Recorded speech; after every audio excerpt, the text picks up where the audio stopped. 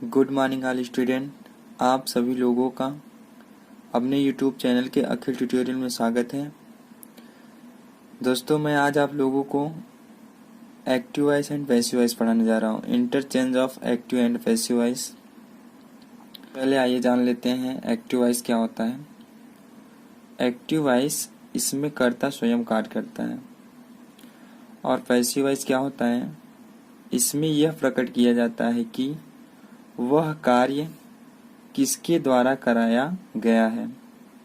ठीक है, जैसा कि मैं आप लोगों को बता दूं, active voice to passive voice यानी एक्टिव वॉइस से पैसिव वॉइस केवल 8 टेंस का ही बनता है, जो इस प्रकार है: present indefinite, present continuous, present perfect, past indefinite, past continuous, past perfect, future indefinite, future perfect.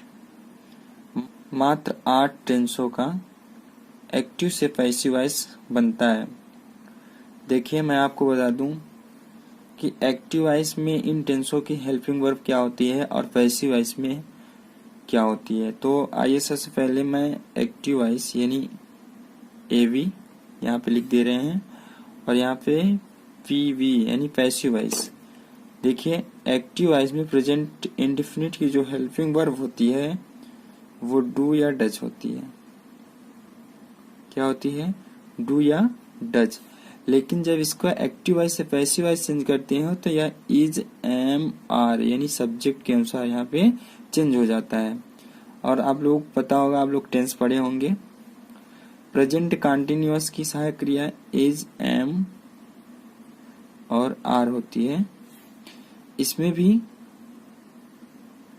Active voice से पैसिव वॉइस बनाते समय is, am, are plus being जुड़ जाता है। इसमें क्या जुड़ जाता है? बीइंग जुड़ जाता है। अब आइए बताते हैं प्रेजेंट परफेक्ट। प्रेजेंट परफेक्ट सबको सहायक क्रिया पता होगा, हैज या हैव। तो जब इसका एक्टिव से पैसिव वॉइस बनाते हैं तो हैज, हैव, हैज या हैव प्लस बीन यानी हैव बीन या हैज बीन। ठीक है, यहाँ पे हैज होगा, हैज बीन या हैव बीन। ठीक है ना। इसी तरह से पास्ट इंडेफिनिट की सहायक क्रिया सबको पता होगी। सभी कर्ताओं के साथ डेट का प्रयोग किया जाता है। इसमें प्रेजेंट इंडेफिनिट के अफर्मेटिव सेंटेंस में सेकंड फॉर्म लगता है, बाकी सब में फर्स्ट फॉर्म लगता है। आप लोग टेंस पढ़े ही होंगे। तो आइए मैं आपको बताता हूँ, पास्ट इंडेफिनिट में एक्टिव वॉइस में डिड, पैसिव वॉइस में वाज या वर का प्रयोग किया जाता है। और पास्ट कंटीन्यूअस टेंस की सहायक क्रिया क्या होती है? वाज या वर। अब इसका एक्टिव से पैसिव जब बनाते हैं तो वाज वर में बीइंग को जोड़ देते हैं। क्या कर देते हैं? बीइंग। ठीक है। पास्ट परफेक्ट की सहायक क्रिया क्या होती है? हैड। अब इसका एक्टिव से जब पैसिव बनाते हैं तो हैड बीन हो जाता है। क्या हो जाता है? Had been. ठीक है। फ्यूचर इंडेफिनिट की सहायक क्रिया सबको पता होगी, विल या शैल। क्या होती है? विल या शैल। अब जब इसका पैसिव वॉइस बनाया जाता है तो विल बी या शैल बी यानी विल में भी जोड़ देते हैं और शैल में भी जोड़ देते हैं। विल बी या शैल बी पैसिव वॉइस में। अब आइए फ्यूचर परफेक्ट। फ्यूचर परफेक्ट की सहायक क्रिया सबको पता होगा, विल हैव या शैल हैव होता है ना। अब जब इसका हम पैसिव वॉइस बनाते हैं तो will have been, will have been या शैल हैव बीन या शैल हैव बीन। यानी एक्टिव वॉइस में इसकी सहायक क्रिया ये सामने आपकी है और पैसिव वॉइस की ये इधर हुई।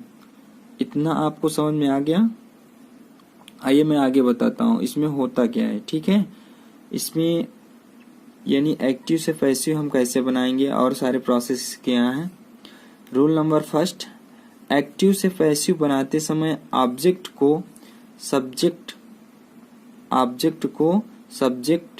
और सब्जेक्ट को ऑब्जेक्ट के स्थान पर लिखते हैं तथा ऑब्जेक्ट के पहले प्रायः बाई लगा देते हैं।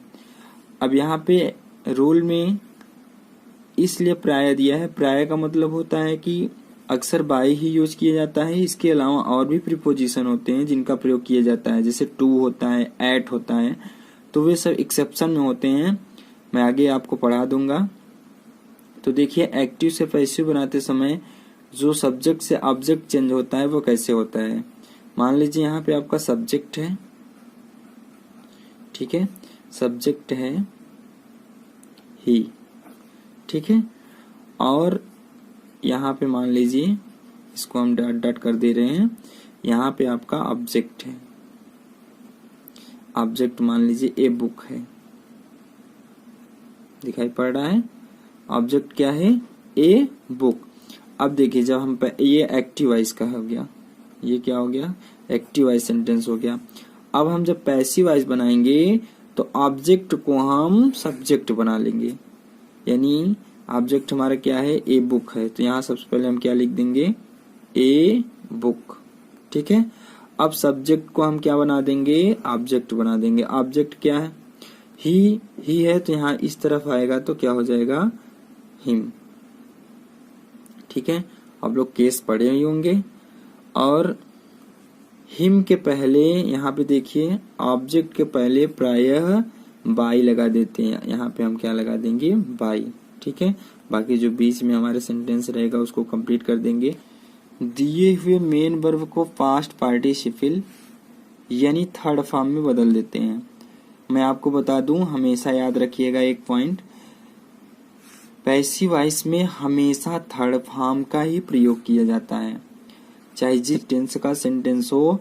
अगर हम एक्टिव से पैसिव बनाते हैं तो मुख्य क्रिया का थर्ड फॉर्म ही प्रयोग किया जाता है।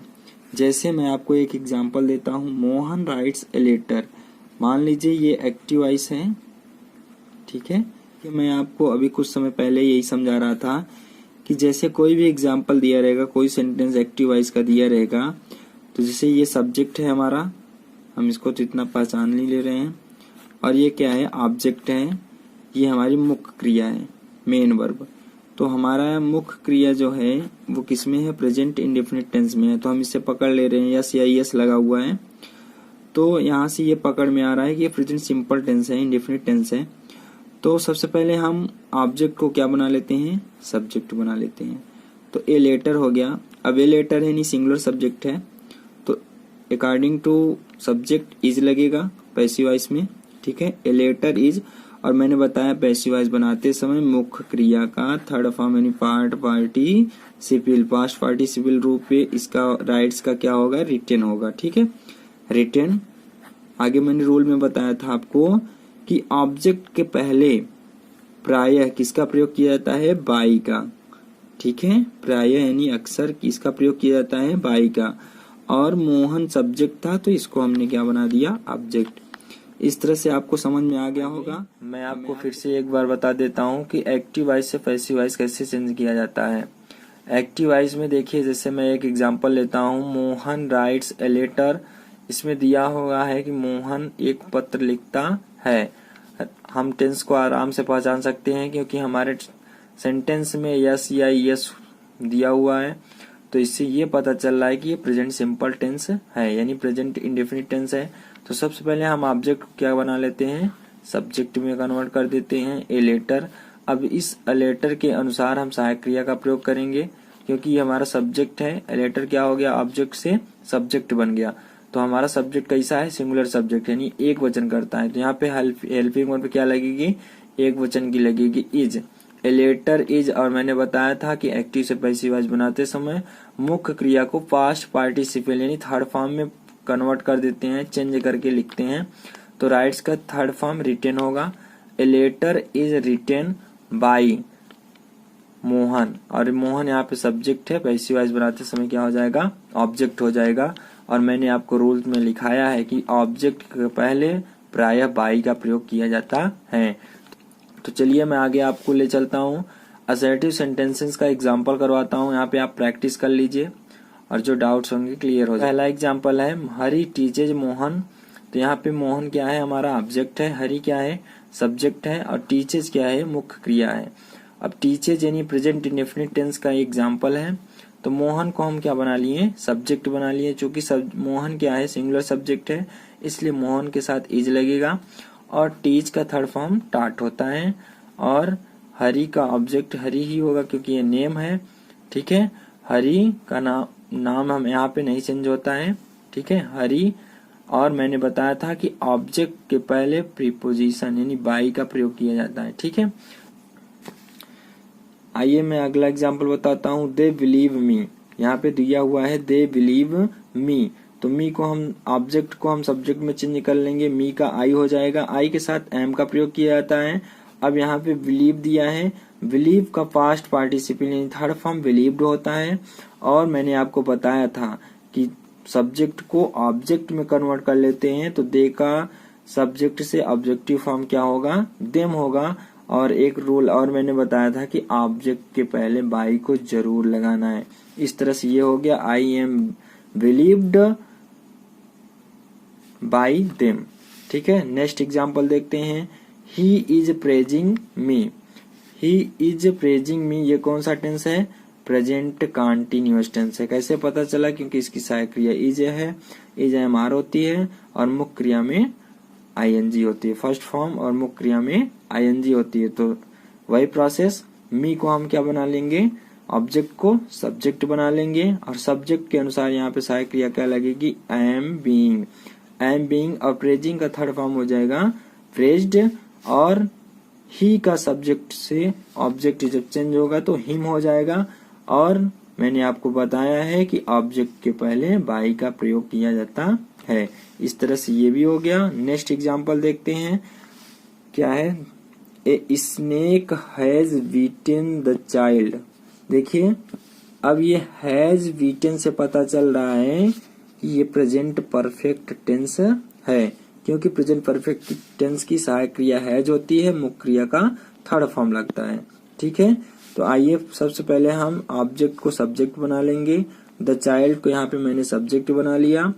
अब द चाइल्ड, चूंकि चाइल्ड है, एक वचन है, ठीक है, इसलिए यहाँ पे हैज बीन।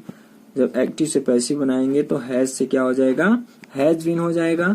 यहाँ पे मैंने हैज बीन कर दिया, और ये ऑलरेडी हमारी जो मुख्य क्रिया है वो थर्ड फॉर्म में बीटेन, और ए स्नेक को हम क्या बना लेंगे, ऑब्जेक्ट बना लेंगे। और मैंने आपको बताया है कि ऑब्जेक्ट के पहले बाई का प्रयोग किया जाता है। तो इस तरह से ये बन गया, the child has been beaten by a snake. आइए नेक्स्ट एग्जांपल देखते हैं। The cat killed the mouse. Killed यानी मुख्य क्रिया का सेकेंड फॉर्म है। इससे हमें ये पता चलता है कि ये पास्ट इंडेफिनिट टेंस है, क्योंकि पास्ट इंडेफिनिट टेंस के अफर्मेटिव सेंटेंस में मुख्य क्रिया का सेकेंड फॉर्म का प्रयोग किया जाता है और सहायक क्रिया का प्रयोग नहीं किया जाता है। सहायक क्रिया का प्रयोग हम कब से करते हैं, निगेटिव सेंटेंस से करते हैं। और पास्ट इंडेफिनिट टेंस की सहायक क्रिया डिड होती है एक्टिव वॉइस में, और पैसिव वॉइस में वाज और वर होती है। तो आइए हम इसको चेंज करते हैं, ऑब्जेक्ट को सब्जेक्ट बना देते हैं, द माउस। ठीक है, अब चूंकि द माउस यानी सिंगुलर सब्जेक्ट है तो इसके साथ वाज का प्रयोग करेंगे, और ये हमारी मुख्य क्रिया ऑलरेडी पास्ट पार्टिसिपल में है तो किल्ड लिख देंगे। उसके बाद मैं सब्जेक्ट को ऑब्जेक्ट में चेंज कर दिया। देखिए, द कैट, चूंकि कैट है तो द कैट ही होगा। ठीक है, और मैंने आपको बताया है कि ऑब्जेक्ट के पहले बाई का प्रयोग किया जाता है। आइए नेक्स्ट एग्जांपल बताते हैं हम आपको। She gave me a pen. She gave me a pen. Gave यानी सेकेंड फॉर्म है। सेकेंड फॉर्म से क्या पता चल रहा है कि ये भी पास्ट इंडेफिनिट टेंस है। कौन सा टेंस है, पास्ट इंडेफिनिट टेंस है। तो हम क्या करेंगे, सबसे पहले इसमें देखिए दो ऑब्जेक्ट दिए, एक मी और एक अ पेन। तो सबसे पहले आप चाहे जिसको बना लीजिए। चलिए मैं अ पेन को क्या बना लेता हूँ, सब्जेक्ट बना लेता हूँ। इसमें ऑब्जेक्ट से मैंने इसको सब्जेक्ट कर दिया, ए पेन। चूंकि ये पास्ट इंडेफिनिट टेंस था तो पास्ट इंडेफिनिट टेंस में एक्टिव वॉइस एक्टिव वॉइस की सहायक क्रिया डिड होती है और पैसिव वॉइस में वाज और वर होती है। तो ए पेन है, ए पेन के साथ वाज लगेगा। मुख्य क्रिया का third form give, gave, given, यानी गिवन होगा थर्ड फॉर्म। टू मी, यहाँ पे दो ऑब्जेक्ट हैं, ठीक है, यहाँ टू मी लग जाएगा।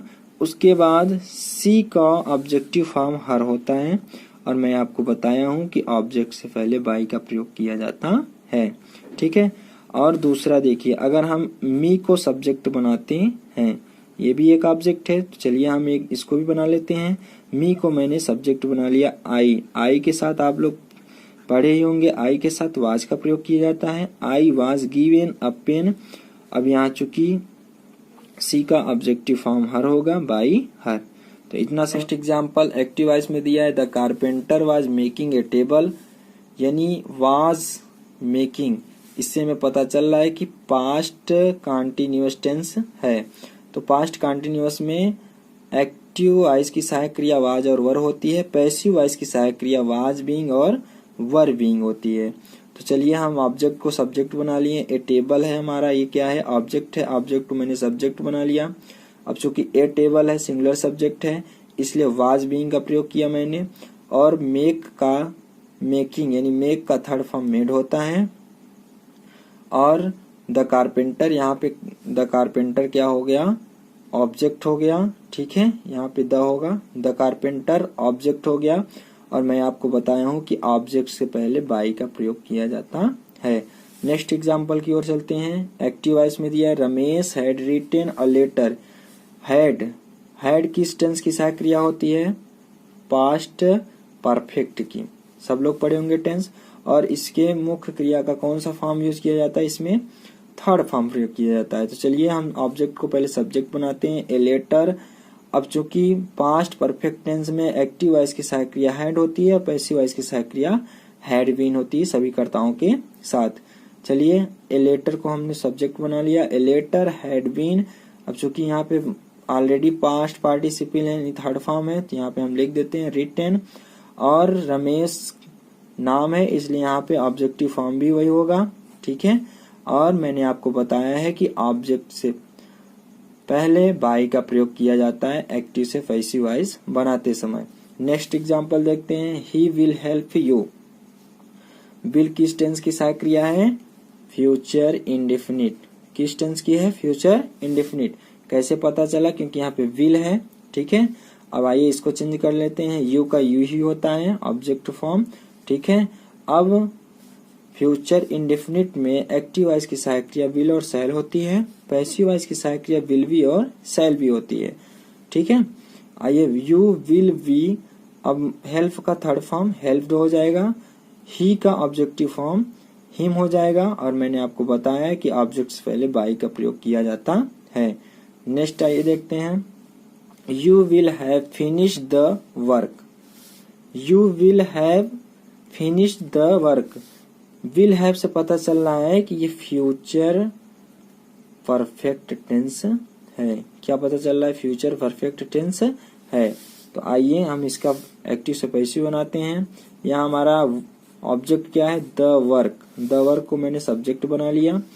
अब इसका पैसिव वॉइस की सहायक क्रिया क्या होती है, विल हैव बीन और शैल हैव बीन। तो यहाँ पे विल हैव बीन लगेगा, will have been. Finished already third form में, तो यहाँ हम फिनिश्ड लिख देंगे थर्ड फॉर्म में, ठीक है। उसके बाद हमारा ऑब्जेक्ट क्या है, यू। यहाँ मैंने ऑब्जेक्ट को लिख दिया और मैंने आपसे बताया है कि ऑब्जेक्ट पहले बाई का प्रयोग किया जाता। अभी तक मैंने बता दिया है कि असर्टिव सेंटेंस को एक्टिव वॉइस से पैसिव वॉइस में कैसे चेंज किया जाता है। देखिए दोस्तों, मैंने ये फार्मूला बताया था कि सब्जेक्ट को ऑब्जेक्ट में, ऑब्जेक्ट को सब्जेक्ट में बदल देते हैं और वर्ब को थर्ड फॉर्म में या पास्ट पार्टिसिपल में चेंज कर देते हैं और ऑब्जेक्ट से पहले बाई का प्रयोग किया जाता है। दोस्तों ये फार्मूला होता है subject plus helping verb plus main verb का third form plus by plus object. ये फार्मूला असर्टिव सेंटेंस के लिए होता है। जो लिखना चाहते हैं वो वीडियो को पॉज करके लिख सकते हैं, ठीक है। तो दोस्तों मैं आज आपको नई टॉपिक पढ़ाऊंगा, negative sentences, formula for negative sentences, यानी एक्टिव वॉइस से पैसिव वॉइस बनाएंगे लेकिन निगेटिव सेंटेंस की, ठीक है। तो आइए ध्यान दीजिए, इसका फार्मूला क्या होता है। Formula for negative sentences, active voice के फार्मूला सबको पता होगा, subject plus helping verb plus not plus MB का जो भी फॉर्म होता है टेंस के अनुसार प्लस ऑब्जेक्ट। तो यहाँ पे पैसिव वॉइस जब हम बनाएंगे तो ऑब्जेक्ट को सब्जेक्ट में, सब्जेक्ट को ऑब्जेक्ट में बदल देते हैं, और यहाँ पे हमारी जो भी टेंस के हिसाब से, टेंस के अनुसार से जो भी हेल्पिंग वर्ब रहेगी उसको लिखेंगे। उसके बाद नॉट लिखेंगे, नॉट लिखने के बाद मुख्य क्रिया का थर्ड फॉर्म यानी पास्ट पार्टिसिपल में चेंज कर देंगे, और ऑब्जेक्ट से पहले बाई का प्रयोग किया जाता है। तो दोस्तों एग्जाम्पल्स ऑफ नेगेटिव सेंटेंसेस, आइए हम नेगेटिव सेंटेंसेस की पैसिव वॉइस बनाते हैं। देखिए कैसे बनाते हैं पैसिव वॉइस। अभी तक मैंने आपको असर्टिव सेंटेंस की एग्जाम्पल्स करवा दिए थे, अब आपका नेगेटिव सेंटेंस के एग्जाम्पल्स करवाए जाएंगे, ठीक है। देखिए यहाँ पे दिया है active voice, she does not sing a song. Does not से प्रेजेंट हो रहा है कि ये प्रेजेंट इंडेफिनिट टेंस है, ठीक है। हम यहाँ से ये कंफर्म कर ले रहे हैं कि डज नॉट से क्या होता है, प्रेजेंट इंडेफिनिट टेंस है। तो आइए हम एक्टिव से पैसिव बनाते हैं। ए सॉन्ग, ए सॉन्ग हमारा क्या हो है, यहाँ पे ऑब्जेक्ट है, ऑब्जेक्ट को हम सब्जेक्ट बना लेंगे, ये सॉन्ग। अब ए सॉन्ग है, एक वचन सब्जेक्ट है तो इज लगेगा, इज, और यहाँ पे नॉट है तो नॉट लग जाएगा क्योंकि निगेटिव सेंटेंस का पैसिव वॉइस बना रहे हैं, ठीक है। ए सॉन्ग संग बाई हर, ठीक है। सी का ऑब्जेक्टिव केस क्या होता है, हर होता है, ठीक है ना। नेक्स्ट एग्जांपल यहाँ पे दिया है, he is not playing cricket. Is not playing cricket से प्रेजेंट हो रहा है कि हमारा प्रेजेंट कंटिन्यूअस टेंस है। तो आइए इसका पैसिव वॉइस बनाते हैं। यहाँ पे हमारा ऑब्जेक्ट क्या हो जाएगा, सब्जेक्ट क्रिकेट, इज नॉट, और मैंने आपको बताया है कि प्रेजेंट कंटिन्यूअस की पैसिव वॉइस की सहायक क्रिया इज, एम और बीइंग होती है, ठीक है। Is, being, am, being and are being होती है। तो सब्जेक्ट के अनुसार पे यहाँ पे लगेगा क्या, क्रिकेट इज नॉट बीइंग। अब प्लेइंग का थर्ड फॉर्म क्या हो जाएगा, प्लेड, और ही का ऑब्जेक्टिव केस क्या हो जाएगा, हिम। और मैंने आपको बताया था कि ऑब्जेक्ट से पहले बाई का प्रयोग किया जाता है। सो ये यहाँ पे बन गया। अब आइए नेक्स्ट एग्जांपल देखते हैं। नेक्स्ट एग्जांपल है, I have not cooked food. I have not cooked food. Have not से क्या पता चल रहा है कि हमारा प्रेजेंट परफेक्ट टेंस है, क्योंकि प्रेजेंट परफेक्ट टेंस की सहायक क्रिया हैज और हैव होती है, ठीक है। तो आइए इसका पैसिव वॉइस बनाते हैं। फूड हमारा सब्जेक्ट हो जाएगा ऑब्जेक्ट से, ठीक है, और प्रेजेंट परफेक्ट टेंस की पैसिव वॉइस की सहायक क्रिया हैज बीन और हैव बीन होती है, ठीक है। तो फूड हैव नॉट, यहाँ पे बीन होगा, ठीक है। Food have not been cooked by me, ठीक है ना। अब नेक्स्ट एग्जांपल देखते हैं। We did not distribute the sweets. We did not distribute the sweets. यहाँ पे ये डिड नॉट से पता चल रहा है कि ये पास्ट इंडेफिनिट टेंस है। तो आइए करते हैं, द स्वीट्स ऑब्जेक्ट है, यहाँ पे हम सब्जेक्ट बना लिए, the sweets were not distributed by us. We का ऑब्जेक्टिव केस अस होता है। नेक्स्ट एग्जांपल देखते हैं। ये एग्जांपल पास्ट कंटिन्यूअस टेंस का है। She was not reading a novel. She was not से पता चल रहा है कि ये पास्ट कंटिन्यूअस टेंस है, मुख्य क्रिया में आईएनजी है, ठीक है। तो इसको हम ए नोवेल को क्या बना लिए, सब्जेक्ट बना लिए। A novel was not being read by her. She का ऑब्जेक्टिव केस क्या होता है, हर। नेक्स्ट एग्जांपल आइए देखते हैं। They had not help the poor. They had not help the poor. तो ये किस टेंस में, हैड से पता चल रहा है, हैड से पता चल रहा है कि ये पास्ट परफेक्ट टेंस है, ठीक है। तो आइए हम इसको पैसिव वॉइस में चेंज करते हैं। द पुअर को सब्जेक्ट बना लेंगे। अब द पुअर बहुवचन है, लेकिन यहाँ पे पास्ट परफेक्ट की सहायक क्रिया अकेली होती है, सभी कर्ताओं के साथ हैड ही लगाया जाता है, इसलिए यहाँ पे हैड लगेगा और नॉट के बाद बीन लग जाएगा, क्योंकि पास्ट परफेक्ट टेंस की पैसिव वॉइस की सहायक क्रिया हैड बीन होती है। तो the poor had not been helped by them. They का ऑब्जेक्टिव केस देम होगा, ठीक है। नेक्स्ट एग्जांपल क्या है, आइए ध्यान देते हैं। Meera will not have written a letter. Meera will not have written a letter. इससे ये पता चल रहा है कि ये फ्यूचर परफेक्ट टेंस है, किससे, विल हैव से, ठीक है। यहाँ पे हमारी सहायक क्रिया क्या है, विल हैव, तो हम यहाँ पकड़ लेंगे कि कौन सा टेंस है, फ्यूचर परफेक्ट टेंस है। तो आइए इसका पैसिव वॉइस बनाते हैं। ए लेटर यहाँ ऑब्जेक्ट है, यहाँ सब्जेक्ट बना लेंगे। A letter will not have been written by Meera. आइए नेक्स्ट एग्जांपल देखते हैं। You will not help Radhika.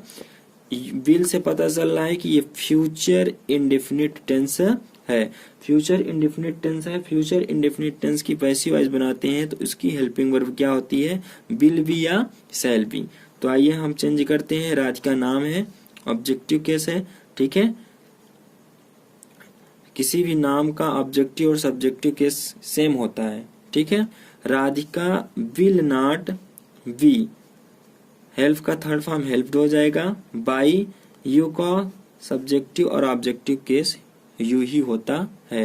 दोस्तों आज के लिए इतना ही काफी है। आज मैंने आपको निगेटिव सेंटेंसेस का एग्जांपल करवा दिया है। अब नेक्स्ट वीडियो में मैं आपको इंटरोगेटिव सेंटेंसेस का एग्जांपल करवाऊंगा। अभी तक जो हमारे चैनल को सब्सक्राइब नहीं किए हैं प्लीज हमारे चैनल को सब्सक्राइब कर लीजिए, लाइक करिए, कमेंट करिए। पॉइंट है जो मैं आपको बता दूं, शायद आप लोगों को प्रॉब्लम भी होती होगी सब्जेक्टिव केस से ऑब्जेक्टिव केस में चेंज करने के लिए। केस आप लोग पढ़े होंगे, 3 प्रकार के होते हैं, subjective case, possessive case and objective case. तो यहाँ पे हमारे पैसिव वॉइस के लिए सब्जेक्टिव केस और ऑब्जेक्टिव केस की जरूरत होती है। तो आइए क्या चेंजिंग होती है देख लेते हैं। आई को मी में चेंज कर देते हैं। अगर मी दिया रहता है तो मी को आई में चेंज कर देते हैं। वी को अस में चेंज कर देते हैं, ठीक है। अस दिया रहता है तो अस को वी में चेंज कर देते हैं। यू को यू ही लिखते हैं और ही का हिम में चेंज कर देते हैं। हिम आता है तो ही में चेंज कर देते हैं। सी को हर में चेंज कर देते हैं। अगर हर आता है तो सी में चेंज कर देते हैं। दे को दे में चेंज कर देते हैं। दे को देम में चेंज कर देते हैं। अगर देम आता है तो दे में चेंज कर देते हैं। यहाँ पे देखिए नेम फीमेल यानी जैसे राधा हो गया, या नेम मेल जैसे मोहन हो गया।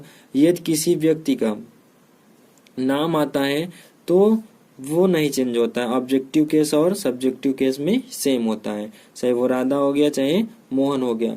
तो इस प्रकार से ये चेंजिंग होती है सब्जेक्टिव केस से ऑब्जेक्टिव केस में। और मैंने यहाँ पे बाई इसलिए लगा दिया है क्योंकि पैसिव वॉइस बनाते समय ऑब्जेक्ट से पहले बाई का प्रयोग किया जाता है। तो दोस्तों अभी तक मैंने आपको असर्टिव सेंटेंस बताया, उसके बाद निगेटिव सेंटेंस का एग्जांपल करवाया। आज मैं आप लोगों को इंट्रोगेटिव सेंटेंस के बारे में बताऊंगा। तो सबसे पहले इंट्रोगेटिव सेंटेंस का आपको फार्मूला बता देता हूं। उससे पहले आप लोग कॉपी पेन लेकर बैठ जाइए, क्योंकि आप लोग वीडियो देखेंगे तो तुरंत भूल जाएंगे। अगर कुछ इंपॉर्टेंस पॉइंट को नोट कर लेंगे तो नहीं भूलेंगे। सबसे पहले आप लोग इंट्रोगेटिव सेंटेंस का फार्मूला लिख लीजिए, वीडियो को पॉज करके या स्क्रीनशॉट ले लीजिए। देखिए ये फार्मूला मैं आपको बता रहा हूँ। Formula for interrogative sentence. सबसे पहले मैं एक्टिव वॉइस को बता रहा हूँ। एक्टिव वॉइस में यहाँ हेल्पिंग वर्ब होगी, किसी भी टेंस की हो सकती है हेल्पिंग वर्ब। मान लीजिए डू हो गई या डज हो गई, ऐसे करके, ठीक है। किसी भी टेंस की हो सकती है। उसके बाद यहाँ पे सब्जेक्ट होता है। उसके बाद यहाँ मुख्य क्रिया। मुख्य क्रिया आपकी टेंस के अनुसार यहाँ पे third form, second form, first form जो भी होगा, ठीक है। उसके बाद ऑब्जेक्ट होता है। उसके बाद लास्ट में क्या होता है, क्वेश्चन मार्क। क्वेश्चन मार्क लगाना अति आवश्यक होता है। उसके बाद इसका एक्टिव वॉइस से जब हम पैसिव वॉइस बनाएंगे इंट्रोगेटिव सेंटेंस का, तो देखिए क्या चेंजिंग होती है। हेल्पिंग वर्ब को बाहर ही लिखते हैं पैसिव वॉइस में भी। अब यहाँ पे पैसिव वॉइस टेंस के अनुसार पैसिव वॉइस की सहायक क्रिया लिखी जाती है। अब यहाँ ऑब्जेक्ट को हम सब्जेक्ट में चेंज कर देंगे और सब्जेक्ट को ऑब्जेक्ट में, ठीक है। यहाँ मुख्य क्रिया का थर्ड फॉर्म आपको पता ही है, पैसिव वॉइस में मुख्य क्रिया का थर्ड फॉर्म फिक्स है लिखना, ठीक है। प्लस बाई, यहाँ पे बाय लिखना है, फिर सब्जेक्ट को ऑब्जेक्ट में कन्वर्ट कर देना है। तो आइए मैं आपका इंट्रोगेटिव सेंटेंस का एग्जांपल करवाता हूँ एक्सरसाइज। सबसे पहले देखिए एक्टिव वॉइस में दिया है do you write a letter.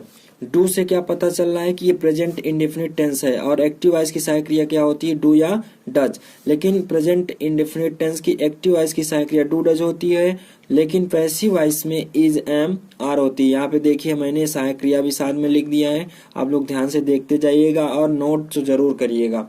Do you write a letter, इसका हम पैसिव वॉइस बनाएंगे। डू के जगह क्या हो जाएगा, इज हो जाएगा, क्योंकि ए लेटर क्या है, सिंगुलर सब्जेक्ट है, ठीक है। ये हमारा जो सब्जेक्ट है ये एक वचन का है, तो यहाँ पे इज हो जाएगा। इज के बाद राइट का थर्ड फॉर्म लिखेंगे रिटेन, और मैंने आपको बताया कि ऑब्जेक्ट से पहले किसका प्रयोग किया जाता है, बाई का। तो यहाँ बाई लिख देंगे, उसके बाद यहाँ सब्जेक्ट को उठाकर ऑब्जेक्ट कर देंगे। यहाँ हमारा सब्जेक्ट क्या था, यू, यू की no changing, subject objective case में क्या होगा, यू क्वेश्चन मार्क।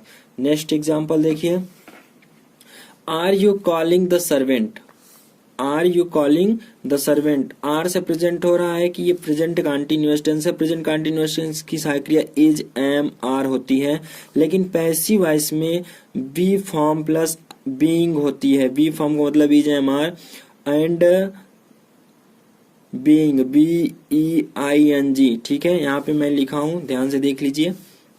तो आइए चेंज करते हैं, द सर्वेंट जो है यहाँ सिंगुलर है, ठीक है। तो इज द सर्वेंट बीइंग, काल का थर्ड फॉर्म कॉल्ड हो जाएगा, बाई उसके बाद यू का ऑब्जेक्टिव यू होता है।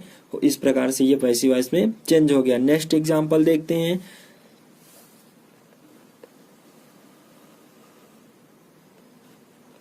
नेक्स्ट एग्जांपल हमारा क्या है, has he broken this pen, has he broken this pen. Has से हमें यह पता चलता है कि ये जो हमारा टेंस है प्रेजेंट परफेक्ट टेंस है, और प्रेजेंट परफेक्ट टेंस की सहायक क्रिया हैज और हैव होती है। मुख्य क्रिया में हमेशा किसका यूज किया जाता है, थर्ड फॉर्म का यूज किया जाता है। तो पैसिव वॉइस में भी मुख्य क्रिया का थर्ड फॉर्म यूज किया जाता है। तो यहाँ पे फॉर्म को हमें बदलने की जरूरत नहीं है। ब्रोकन है तो ब्रोकन को लिख देना है।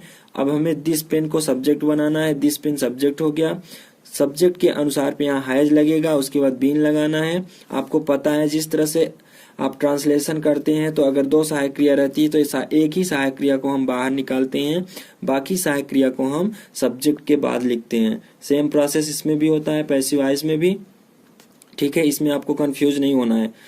आगे फिर से देख लीजिए, जिस प्रकार से हम ट्रांसलेशन करते समय दो, अगर सहायक क्रिया दो पार्ट में होती है, तीन पार्ट में होती है, तो एक पार्ट को बाहर निकाल देते हैं, बाकी पार्ट को हम सब्जेक्ट के बाद ही लिखते हैं, ज्यों का त्यों, ठीक है। तो has this pen been, broken का थर्ड फॉर्म ब्रोकन ऑलरेडी दिया हुआ है, ठीक है।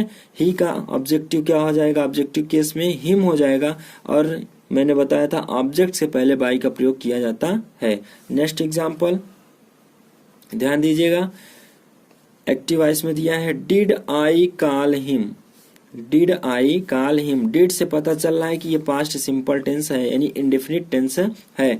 तो एक्टिव वॉइस में इसकी सहायक क्रिया क्या होती है, डिड होती है। पैसिव वॉइस में वाज और वर होती है। तो आइए देखते हैं हमारा सब्जेक्ट कैसा है, एक वचन का है, ठीक है। क्योंकि हिम को हम अगर ऑब्जेक्टिव केस से सब्जेक्टिव केस में चेंज करेंगे तो क्या हो जाएगा, ही ना होगा। तो ठीक है, तो यहाँ पे डिड की जगह क्या हो जाएगा, वाज हो जाएगा। वाज ही, काल का थर्ड फॉर्म क्या हो जाएगा, कॉल्ड हो जाएगा। और मैंने बताया था आई का ऑब्जेक्टिव केस मी होता है, और मी से पहले बाई का प्रयोग करेंगे। इस प्रकार से इसका पैसिव वॉइस बन गया। नेक्स्ट एग्जांपल देखिए,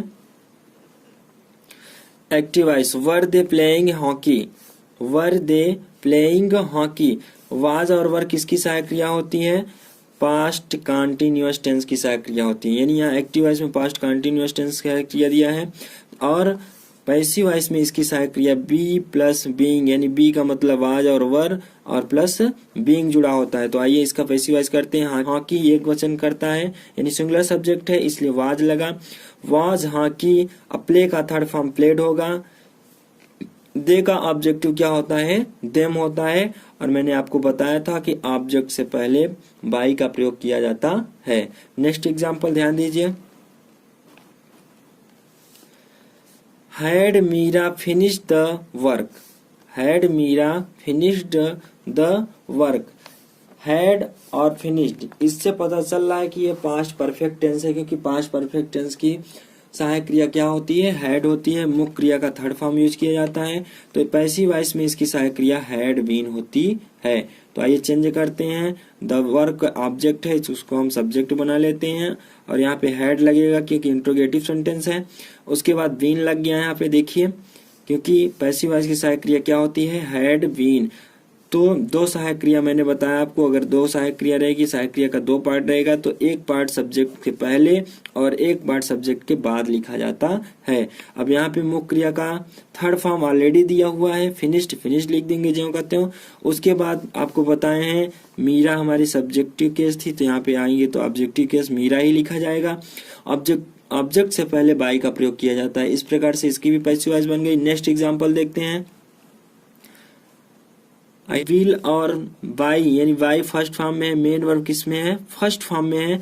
तो विल से हमें यह पता चल रहा है, विल किस टेंस की सहायक क्रिया होती है? फ्यूचर इंडेफिनिट की। फ्यूचर इंडेफिनिट टेंस की सहायक क्रिया विल और शैल होती है, और फ्यूचर इंडेफिनिट की पैसिव वॉइस की सहायक क्रिया विल बी और शैल बी होती है। तो आइए हम इसको पैसिव वॉइस में चेंज करते हैं।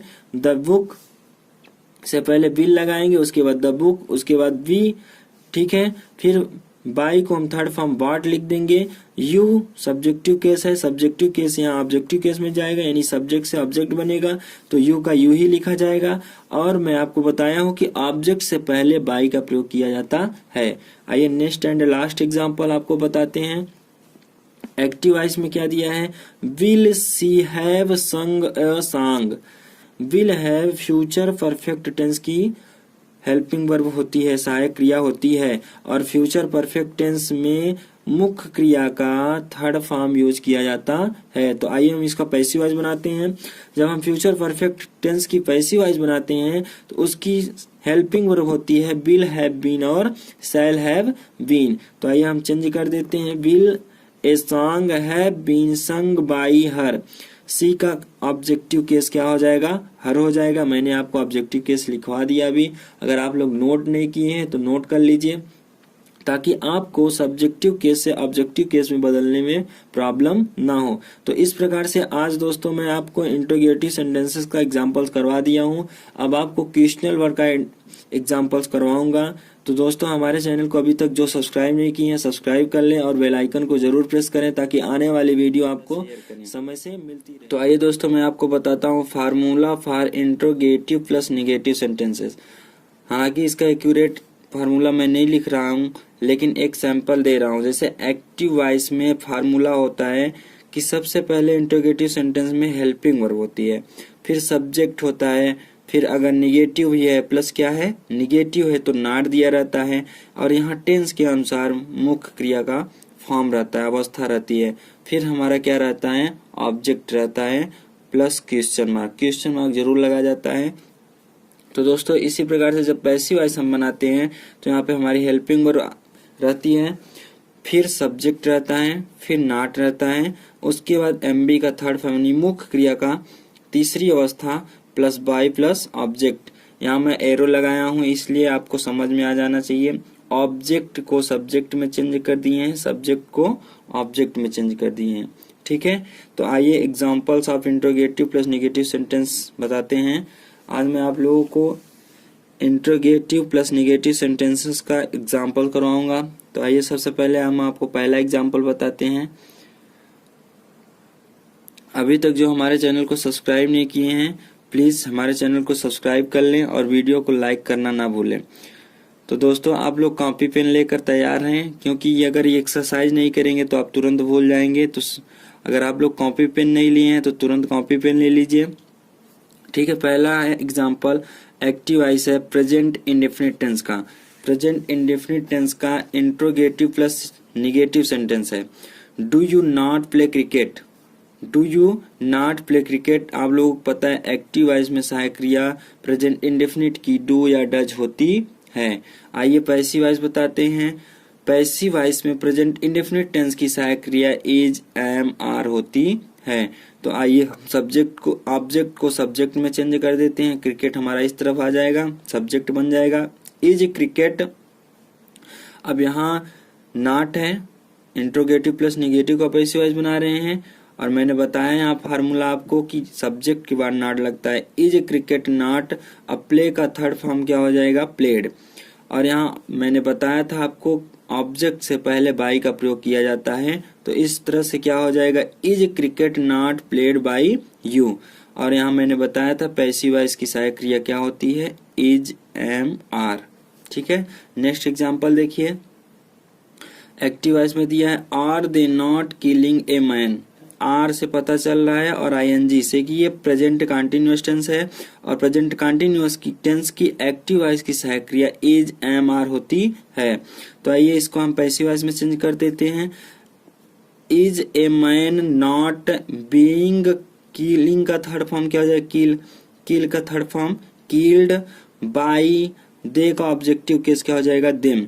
और दोस्तों मैं बता दूं प्रेजेंट कंटीन्यूअस टेंस की पैसिव वॉइस की सहायक क्रिया is, am, are plus being होती है। नेक्स्ट एग्जांपल, नेक्स्ट एग्जाम्पल क्या है, ध्यान दीजिएगा। नेक्स्ट एग्जाम्पल है, एक्टिव वॉइस दिया है, have I not taught English. Have I not taught English, ये दोस्तों प्रेजेंट परफेक्ट टेंस है। कौन सा टेंस है? प्रेजेंट परफेक्ट टेंस की सहायक क्रिया क्या होती है? हैज और हैव मुख्य क्रिया का थर्ड फॉर्म। ठीक है, तो ये तो एक्टिव वॉइस की सहायक क्रिया हो गई। पैसिव वॉइस की सहायक क्रिया क्या होती है? पैसिव वॉइस की सहायक क्रिया होती है हैज बीन और हैव बीन और एम बी का थर्ड फॉर्म। ठीक है, तो आइए हम इसको चेंज करते हैं। Has English not been taught by me, I का ऑब्जेक्टिव क्या हो जाएगा? मी हो जाएगा। ठीक है, नेक्स्ट एग्जाम्पल ध्यान दीजिएगा। नेक्स्ट एग्जाम्पल क्या है हमारा? Did you not like sweets.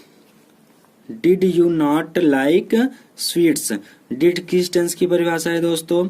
Did past indefinite tense की परिभाषा है। अगर आप टेंस नहीं पढ़े हैं तो सॉरी, लेकिन टेंस पढ़ लीजिए, तभी आपको एक्टिव से पैसिव चेंज करने में आसानी होगी। क्योंकि आपको जब यही नहीं पता रहेगा कि डिड किस टेंस की सहायक क्रिया है तो आप कंफ्यूजन में रहेंगे। बहरहाल मैं यहाँ आपको बता रहा हूँ कि एक्टिव वॉइस में अगर डिड दिया रहेगा तो पैसिव वॉइस बनाते समय वाज और वर का प्रयोग किया जाएगा। ठीक है, और ये किस टेंस का एक्टिव वॉइस है? पास्ट इंडेफिनिट की। ठीक है, पास्ट इंडेफिनिट में एक्टिव वॉइस की सहायक क्रिया डिड होती है, पैसिव वॉइस में वाज और वर होती है। तो यहाँ सब्जेक्ट के अनुसार हम वाज और वर का यूज करते हैं। ठीक है, तो यहाँ पे हमारा स्वीट्स है यानी मिठाइयाँ हैं, तो वर स्वीट्स नॉट लाइक, लाइक का थर्ड फॉर्म लाइक्ड हो जाएगा। अब यहाँ पे ऑब्जेक्ट से पहले बाय लगेगा, यू का ऑब्जेक्टिव केस यू ही होगा। ठीक है, was she not listening music, सबसे पहले आइए हम देखते हैं ये कौन सा टेंस है। वाज है और यहाँ पे आईएनजी है। मुख्य क्रिया में, मुख्य क्रिया के फर्स्ट फॉर्म में आईएनजी है और वाज है। वाज और वर किस टेंस की सहायक क्रिया होती है? वाज और वर पास्ट कंटिन्यूअस टेंस की सहायक क्रिया होती है। तो यानी ये हमारा कौन सा टेंस है? पास्ट कंटिन्यूअस टेंस है। पास्ट कंटिन्यूअस में एक्टिव वॉइस की सहायक क्रिया वाज और वर होती है, लेकिन पास्ट कंटिन्यूअस टेंस की पैसिव वॉइस में सहायक क्रिया be plus being. Be form का मतलब होता है, मैं आपको बता देता हूँ, बी फॉर्म का मतलब होता है यहाँ पे, अगर बी फॉर्म दिया है तो बी फॉर्म का मतलब इज भी होता है, एम भी होता है, आर भी होता है, वाज और वर भी होता है। तो यहाँ पे वी फॉर्म दिया है तो आपको कॉमन सेंस होना चाहिए कि अगर पास्ट टेंस की बात की जा रही है तो यहाँ पे वाज और वर ही होगा।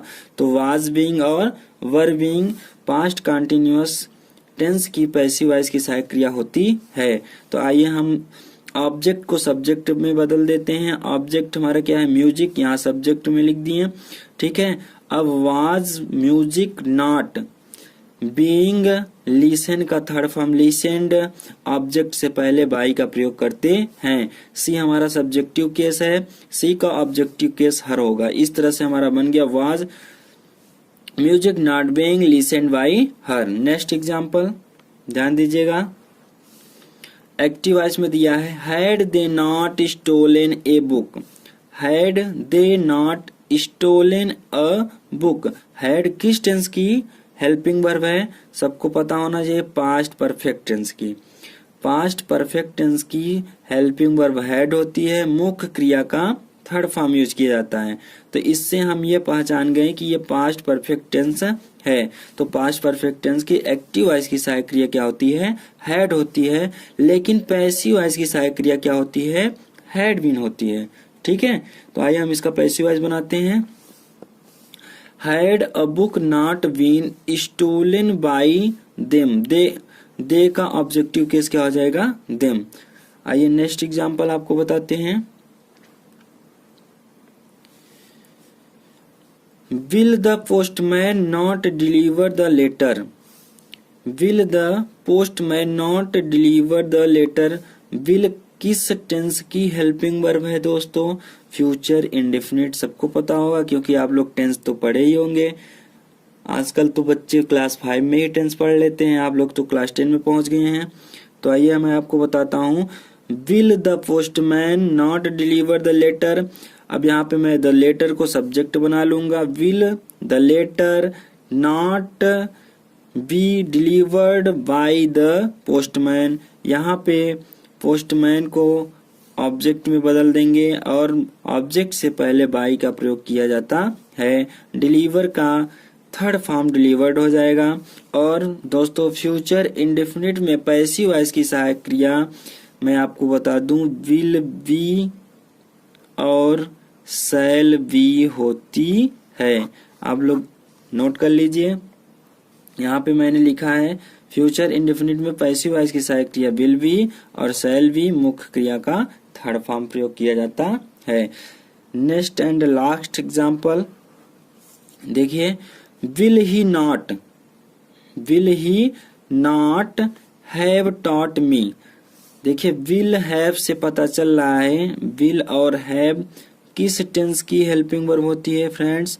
विल हैव और shall have future perfect tense की हेल्पिंग वर्ब होती है।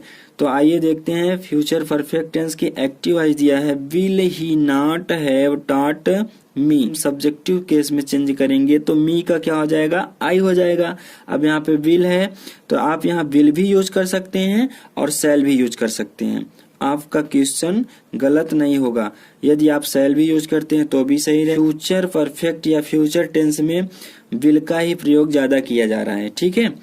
Will I not have been taught by, अब ही का ऑब्जेक्टिव केस क्या हो जाएगा, हिम हो जाएगा। और यहाँ पे देखिए मैंने शैल का भी बता दिया है, shall I not have been taught by him. तो दोस्तों आई और बी के साथ शैल का प्रयोग करते हैं, बाकी सभी कर्ताओं के साथ विल का प्रयोग। तो दोस्तों टॉपिक लेकर हाजिर हूँ। रूल नंबर फर्स्ट है जो प्रश्नवाचक यानी WH फैमिली। WH फैमिली में क्या क्या आता है दोस्तों, अभी मैं आगे आपको बताता हूँ। फैमिली जैसे व्हाट WH से स्टार्ट होती है जो, ठीक है। व्हेन ये भी WH से स्टार्ट होती है। वेयर, वाई, ETC तथा हु को छोड़कर, देखिए हु को छोड़ दीजिए। अभी मैं लास्ट में इसके लिए एक अलग से रूल और एग्जाम्पल्स करवा दूंगा। से प्रारंभ होते हैं उनका पैसिव वॉइस इस प्रकार से बनाते हैं। आइए देखते हैं। एग्जाम्पल है when does he help me. When does he help me, तो यहाँ पे क्या करेंगे, जो हमारा WH फैमिली दिया रहेगा उसको सेम हियर यहाँ पे लिख देंगे, नो चेंजिंग। यहाँ पे क्या होगा, नो चेंजिंग, ठीक है। WH फैमिली को पैसिव वॉइस बनाते समय नो चेंजिंग करेंगे। और आपको पता है ये प्रेजेंट इंडेफिनिट टेंस है। प्रेजेंट इंडेफिनिट टेंस में एक्टिव वॉइस की सहायक क्रिया डू और डज होती है, लेकिन पैसिव वॉइस में सहायक क्रिया इज, एम, आर होती है। तो यहाँ पे हमारा सब्जेक्ट कैसा है, यहाँ ऑब्जेक्ट मी है। मी हमारा किस में चेंज हो जाएगा, सब्जेक्ट में। तो मी हमारा यहाँ आई में हो जाएगा, तो आई के हिसाब से यहाँ पे क्या लगेगा, एम लगेगा। व्हेन एम आई, अब मुख्य क्रिया का फर्स्ट फॉर्म किस में हो जाएगा, थर्ड फॉर्म में हो जाएगा। हेल्प का क्या हो जाएगा, हेल्प्ड। और ही क्या है, हमारा सब्जेक्ट है, तो पैसिव वॉइस में क्या हो जाएगा, ऑब्जेक्ट हो जाएगा। ही का हिम हो जाएगा। और दोस्तों मैं आपको बताया हूं कि ऑब्जेक्ट से पहले बाई का प्रयोग किया जाता है। तो दोस्तों इसी प्रकार से आपको सारे क्वेश्चंस करने हैं। तो आइए सबसे पहले मैं आपको क्वेश्चनिंग सेंटेंसेस का फार्मूला बता देता हूं। देखिए क्वेश्चनिंग सेंटेंसेस का फार्मूला एक्टिव वॉइस में क्या होता है, यहाँ पे WH फैमिली रहती है, फिर यहाँ पे हेल्पिंग वर्ब होता है, फिर हमारा सब्जेक्ट होता है, यहाँ मेन वर्ब होता है टेंस के अनुसार दोस्तों, ठीक है। फिर ऑब्जेक्ट होता है और लास्ट में क्वेश्चन मार्क लगा होता है। लेकिन जब इसको हम पैसिव वॉइस बनाते हैं तो देखिए यहाँ पे चेंजिंग क्या होती है। WH फैमिली में नो चेंजिंग होती है, मैंने आपको पहले ही बता दिया। यहाँ पे नो चेंजिंग ज्यों क्या त्यों लिख देंगे। यहाँ वाट है तो वाट लिख देंगे, वेन है तो वेन लिखेंगे, वेयर तो वेयर लिखेंगे, वाई है तो वाई लिख देंगे। प्लस पैसिव वॉइस यानी टेंस के अनुसार पैसिव वॉइस की हेल्पिंग वर्ब लिखेंगे। फिर यहाँ ऑब्जेक्ट को हम सब्जेक्ट में चेंज कर देंगे। उसके बाद मुख्य क्रिया का तीसरी अवस्था यानी थर्ड फॉर्म लिखेंगे, प्लस बाई और सब्जेक्ट को हम ऑब्जेक्ट में कन्वर्ट कर देते हैं, ठीक है।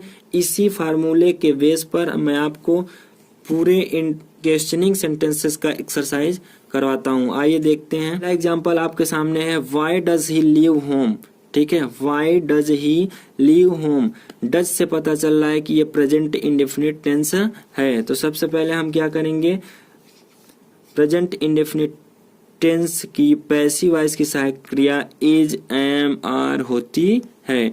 तो यहाँ पे हम देखेंगे हमारा सब्जेक्ट क्या है, होम है, एक वचन करता है। वाई इज होम, अब लिव का थर्ड फॉर्म लिव्ड हो जाएगा। बाई ही का ऑब्जेक्टिव क्या हो जाएगा, हिम हो जाएगा। तो इस तरह से ये इसकी पैसिव वॉइस बन गई, why is home lived by him. Next example, when are they playing hide and seek. Hide and seek का मतलब होता है आंख मिचौली या लुका छिपी, ठीक है। तो यहाँ पे हम नो चेंजिंग वेन को नो चेंजिंग ज्यों का त्यों लिख देंगे हमारे फार्मूले के हिसाब से, ठीक है। उसके बाद यहाँ पे हमारा ऑब्जेक्ट सब्जेक्ट हो जाएगा, सब्जेक्ट के अनुसार हम यहाँ पे इज लगा देंगे। और आपको पता है कि प्रेजेंट कंटीन्यूअस टेंस के पैसिव वॉइस की सहायक क्रिया is being, am being and are being होती है। तो दोस्तों यहाँ पे हम क्या कर देंगे, when is hide and sick being. यहाँ पे दोस्तों जब हेल्पिंग वर्ब के 2 या 3 पार्ट होते हैं तो फर्स्ट पार्ट को हम हेल्पिंग वर्ब को सब्जेक्ट से पहले लिख देते हैं और सेकेंड पार्ट को सब्जेक्ट से बाद में लिखते हैं। उसके बाद मुख्य क्रिया का थर्ड फॉर्म यानी प्ले का थर्ड फॉर्म प्लेड हो जाएगा।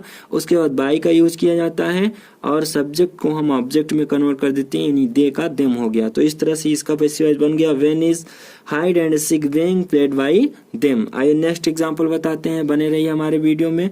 अगर आपको एक्टिव पैसिव सीखना है तो दोस्तों कॉपी पेन जरूर यूज करें ताकि आप कभी भूले ना, क्योंकि आप अभी वीडियो देखकर तुरंत भूल जाएंगे। अगर आप कॉपी में एक बार नोट कर लेंगे तो दोबारा भी देख सकते हैं। तो आइए मैं आपको नेक्स्ट एग्जांपल बताता हूँ। Where have you bought this pen, ठीक है। Where have you bought this pen, ये मुख्य क्रिया का थर्ड फॉर्म है।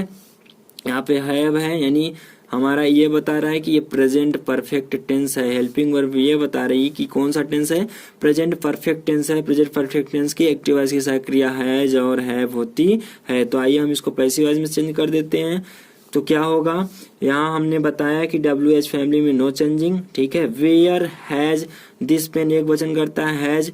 उसके बाद यहाँ पे प्रेजेंट परफेक्ट टेंस की पैसिव वॉइस की सहायक क्रिया हैज बीन और हैव बीन होती है। तो दोस्तों हेल्पिंग वर्ब के 2 पार्ट हैं, तो फर्स्ट पार्ट को हम सबसे पहले लिख देंगे, उसके बाद सब्जेक्ट को लिखेंगे और हेल्पिंग वर्ब के दूसरी पार्ट सब्जेक्ट के बाद लिखते हैं। और यहाँ पे बॉट ऑलरेडी थर्ड फॉर्म में है क्योंकि प्रेजेंट परफेक्ट टेंस में मुख्य क्रिया का यानी एमबी का थर्ड फॉर्म ही प्रयोग किया जाता है।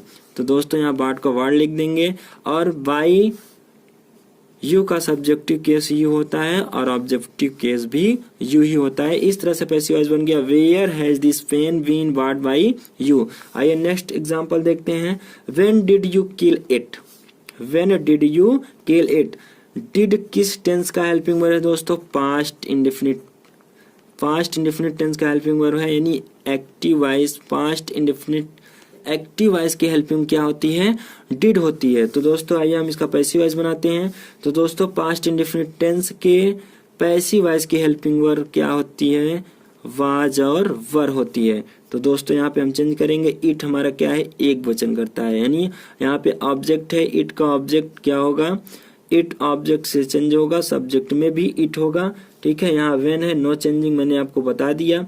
वेन वाज इट, किल का थर्ड फॉर्म किल्ड हो जाएगा, बाई यू को यू ही लिखते हैं, ठीक है ना। इस तरह से यह बन गया, when was it killed by you. Next example, what were they doing there. What were they doing there, were से क्या पता चल रहा है कि ये पास्ट कंटीन्यूअस टेंस है, ठीक है। पास्ट कंटीन्यूअस टेंस में एक्टिव वॉइस की हेल्पिंग वर्ब वाज और वर होती है। पैसिव वॉइस की हेल्पिंग वर्ब वाज बीइंग, मैंने आपको बार बार बता रहा हूँ, was being and were being होती है। इसका पैसिव वॉइस करते हैं। यहाँ वाट है, नो चेंजिंग, ठीक है। देयर, देयर यहाँ पे देयर बहुवचन के रूप में भी प्रयोग किया जाता है, एक वचन के रूप में भी प्रयोग किया जाता है, लेकिन यहाँ पे देयर सब्जेक्ट का कार्य कर रहा है, इसलिए यहाँ पे क्या लगेगा, वाज। वाज देयर और उसके बाद मैंने बताया है बीइंग। बीइंग डू का यानी डूइंग या डू का फॉर्म में डन कर देंगे, डू डिड डन, ठीक है। बाई दे का ऑब्जेक्टिव केस क्या होगा, देम। इस प्रकार से इसका पैसिव वॉइस बना, what was there being done by them. Next example आइए ध्यान दीजिए। Why had you posted a letter. दोस्तों हैड और पोस्टेड यानी वर्ब का थर्ड फॉर्म से पता चल रहा है कि ये पास्ट परफेक्ट टेंस है। तो दोस्तों पास्ट परफेक्ट टेंस के एक्टिव वॉइस की हेल्पिंग वर्ब हैड होती है और पैसिव वॉइस की हैड बीन होती है। तो आइए दोस्तों हम इसका पैसिव वॉइस बनाते हैं। यहाँ पे WS फैमिली है, नो चेंजिंग, ठीक है, वाई को वाई लिख देंगे। उसके बाद यहाँ पे हैड बीन यानी 2 पार्ट है। हेल्पिंग वर्ब कितने पार्ट हैं? 2 पार्ट हैं। एक पार्ट को हम सब्जेक्ट से पहले, यहाँ पे हमारा ऑब्जेक्ट लेटर है, यहाँ आएगा सब्जेक्ट हो जाएगा, तो सब्जेक्ट पहले एक पार्ट हेल्पिंग वर्ब की, उसके बाद दूसरे पार्ट को सब्जेक्ट के बाद लिखते हैं, यहाँ पे बीन हो गया। उसके बाद ये पोस्टेड हमारा वर्ब जो है ऑलरेडी थर्ड फॉर्म में है, तो यहाँ पे मैं पोस्टेड लिख दिया। उसके बाद बाई यू, इस तरह से पैसिव वॉइस बन गया। Why had a letter been posted by you. आइए नेक्स्ट एग्जाम्पल बताते हैं। When will she write a letter. दोस्तों विल एंड राइट यानी फर्स्ट फॉर्म वर्ब का फर्स्ट फॉर्म है और यहाँ पे विल है। विल शैल किस टेंस की हेल्पिंग वर्ब होती है दोस्तों? Future indefinite. तो ये दोस्तों फ्यूचर इंडेफिनिट टेंस है। फ्यूचर इंडेफिनिट टेंस की पैसिव वॉइस की सहायक क्रिया विल भी और शैल भी होती है। तो आइए इसका पैसिव वॉइस बनाते हैं। यहाँ पे व्हेन है, व्हेन नो चेंजिंग, ठीक है। उसके बाद ए लेटर एक सब्जेक्ट मतलब सिंगुलर सब्जेक्ट है। ए लेटर सिंगुलर सब्जेक्ट है तो यहाँ पे ए लेटर लिख देंगे, ऑब्जेक्ट से सब्जेक्ट बन गया। उसके बाद दोस्तों मैंने बताया है जिस टेंस की हेल्पिंग वर्ब दो पार्ट या 3 पार्ट होती हैं, उसके एक पार्ट को सब्जेक्ट से पहले, बाकी पार्ट को सब्जेक्ट के जस्ट बाद लिखते हैं। उसके बाद यहाँ पे राइट का थर्ड फॉर्म रिटन हो जाएगा। बाई सी का सब्जेक्टिव केस से ऑब्जेक्टिव केस हर होता है। इस तरह से पैसिव वॉइस बन गया। When will a letter be written by her. आइए नेक्स्ट एग्जांपल बताते हैं। What will the principal have held the meeting. दोस्तों यहाँ विल दिया है और हैव दिया है, तो विल हैव किस टेंस की हेल्पिंग वर्ब होती है? मैं आपको बता दूं फ्यूचर परफेक्ट टेंस की, ठीक है। फ्यूचर परफेक्ट टेंस की हेल्पिंग वर्ब होती है विल हैव या शैल हैव। तो यहाँ पे विल हैव दिया है और पैसिव वॉइस की हेल्पिंग वर्ब होती है विल हैव बीन। तो आइए इसकी पैसिव वॉइस बनाते हैं। मैंने आपको बताया WH फैमिली है, नो चेंजिंग।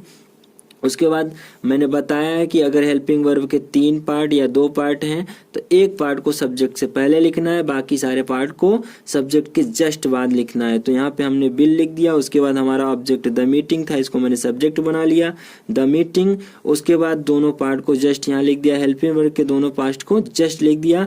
उसके बाद मुख्य क्रिया का थर्ड फॉर्म ऑलरेडी दिया हुआ है, यहाँ पे हेल्ड लिख दिए। उसके बाद बाई द प्रिंसिपल ऑब्जेक्ट, ठीक है। तो इस तरह से हमारा पैसिव वॉइस बन गया। What will the meeting have been held by the principal. तो आइए बताते हैं, जब एक्टिव वॉइस सेंटेंस में 2 कर्म यानी डबल ऑब्जेक्ट दिए हो तो एक्टिव वॉइस से पैसिव वॉइस बनाते समय लिविंग ऑब्जेक्ट यानी सजीव कर्म को सब्जेक्ट के रूप में लिखते हैं। आइए एग्जाम्पल आपको बताते हैं। देखिए एक्टिव वॉइस है he gave me a book. यहाँ पे देखिए अ बुक जो है नॉन लिविंग ऑब्जेक्ट है और मी जो है लिविंग ऑब्जेक्ट है। तो हमको क्या करना है, लिविंग ऑब्जेक्ट को सब्जेक्ट के रूप में चेंज कर देना है। तो मी क्या है, ऑब्जेक्टिव केस है, मी का सब्जेक्टिव केस क्या होगा, आई होगा। ये गेव जो है मुख्य क्रिया का सेकेंड फॉर्म है, ये पास्ट इंडेफिनिट टेंस का अफर्मेटिव सेंटेंस है, तो इसका पैसिव वॉइस बनाएंगे हम। तो क्या हो जाएगा, आई वॉज मुख्य क्रिया का third form given a book by he का क्या हो जाएगा, हिम हो जाएगा, ठीक है। इस तरह से पैसिव वॉइस बन गया I was given a book by him. आइए नेक्स्ट एग्जांपल बताते हैं आपको।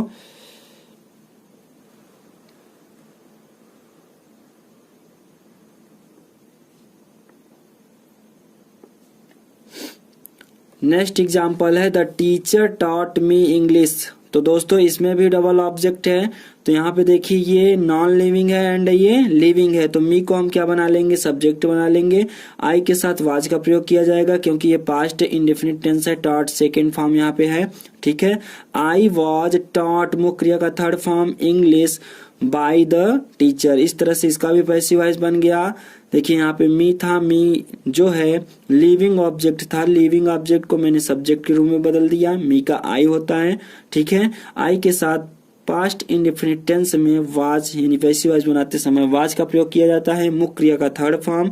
उसके बाद यहाँ पे डबल ऑब्जेक्ट था तो एक ऑब्जेक्ट को मैंने लिख दिया, ठीक है। उसके बाद सब्जेक्ट को ऑब्जेक्ट में चेंज करेंगे तो सब्जेक्ट के पहले, जब सब्जेक्ट को ऑब्जेक्ट में चेंज किया जाता है तो ऑब्जेक्ट के पहले बाई का प्रयोग किया जाता है। नेक्स्ट एग्जांपल देखते हैं।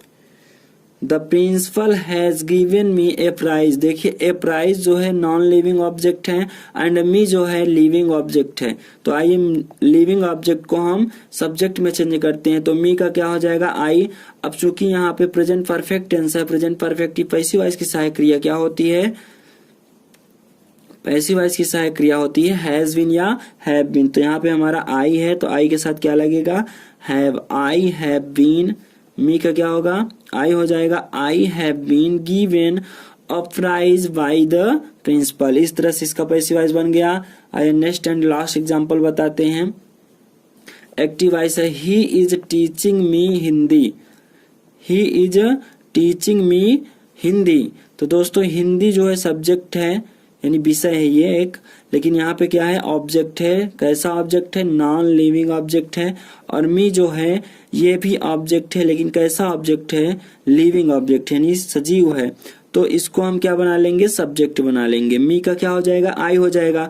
अब दोस्तों यहाँ पे इज है यानी प्रेजेंट कंटीन्यूअस टेंस का पैसिव वॉइस बनाना है। प्रेजेंट कंटीन्यूअस टेंस की पैसिव वॉइस की सहायक क्रिया is being, am being and are being होती है। तो यहाँ पे आई है, आई के साथ क्या लगेगा, आई एम बीइंग मुख्य क्रिया का थर्ड फॉर्म बन जाएगा, टीच का टॉट हो जाएगा, बाई ही का ऑब्जेक्टिव केस क्या हो जाएगा, हिम हो जाएगा। इस तरह से दोस्तों ये रहा आपका रूल नंबर 7।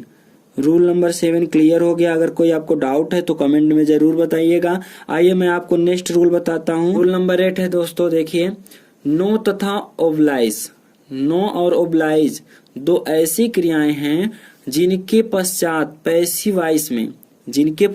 पैसिव वॉइस में प्रीपोजिशन बाई के स्थान पर टू का यूज किया जाता है। दोस्तों मैं आपको बता दूं नो और ओब्लाइज दो ऐसी क्रियाएं हैं जो एग्जाम में सबसे ज्यादा पूछी जाती हैं, क्योंकि इसका एक्सेप्शन होता है बाई के स्थान पे प्रीपोजिशन टू लगता है पैसिव वॉइस बनाते समय, इसलिए इनको अक्सर पूछा जाता है। तो दोस्तों मैं तो यही कहूंगा इसको आप लोग एकदम अच्छे से कर लीजिए, ठीक है। आइए एक एग्जांपल बताते हैं। Everybody knows Gandhi ji. Knows से पता चल रहा है एस यानी प्रेजेंट इंडेफिनिट टेंस है।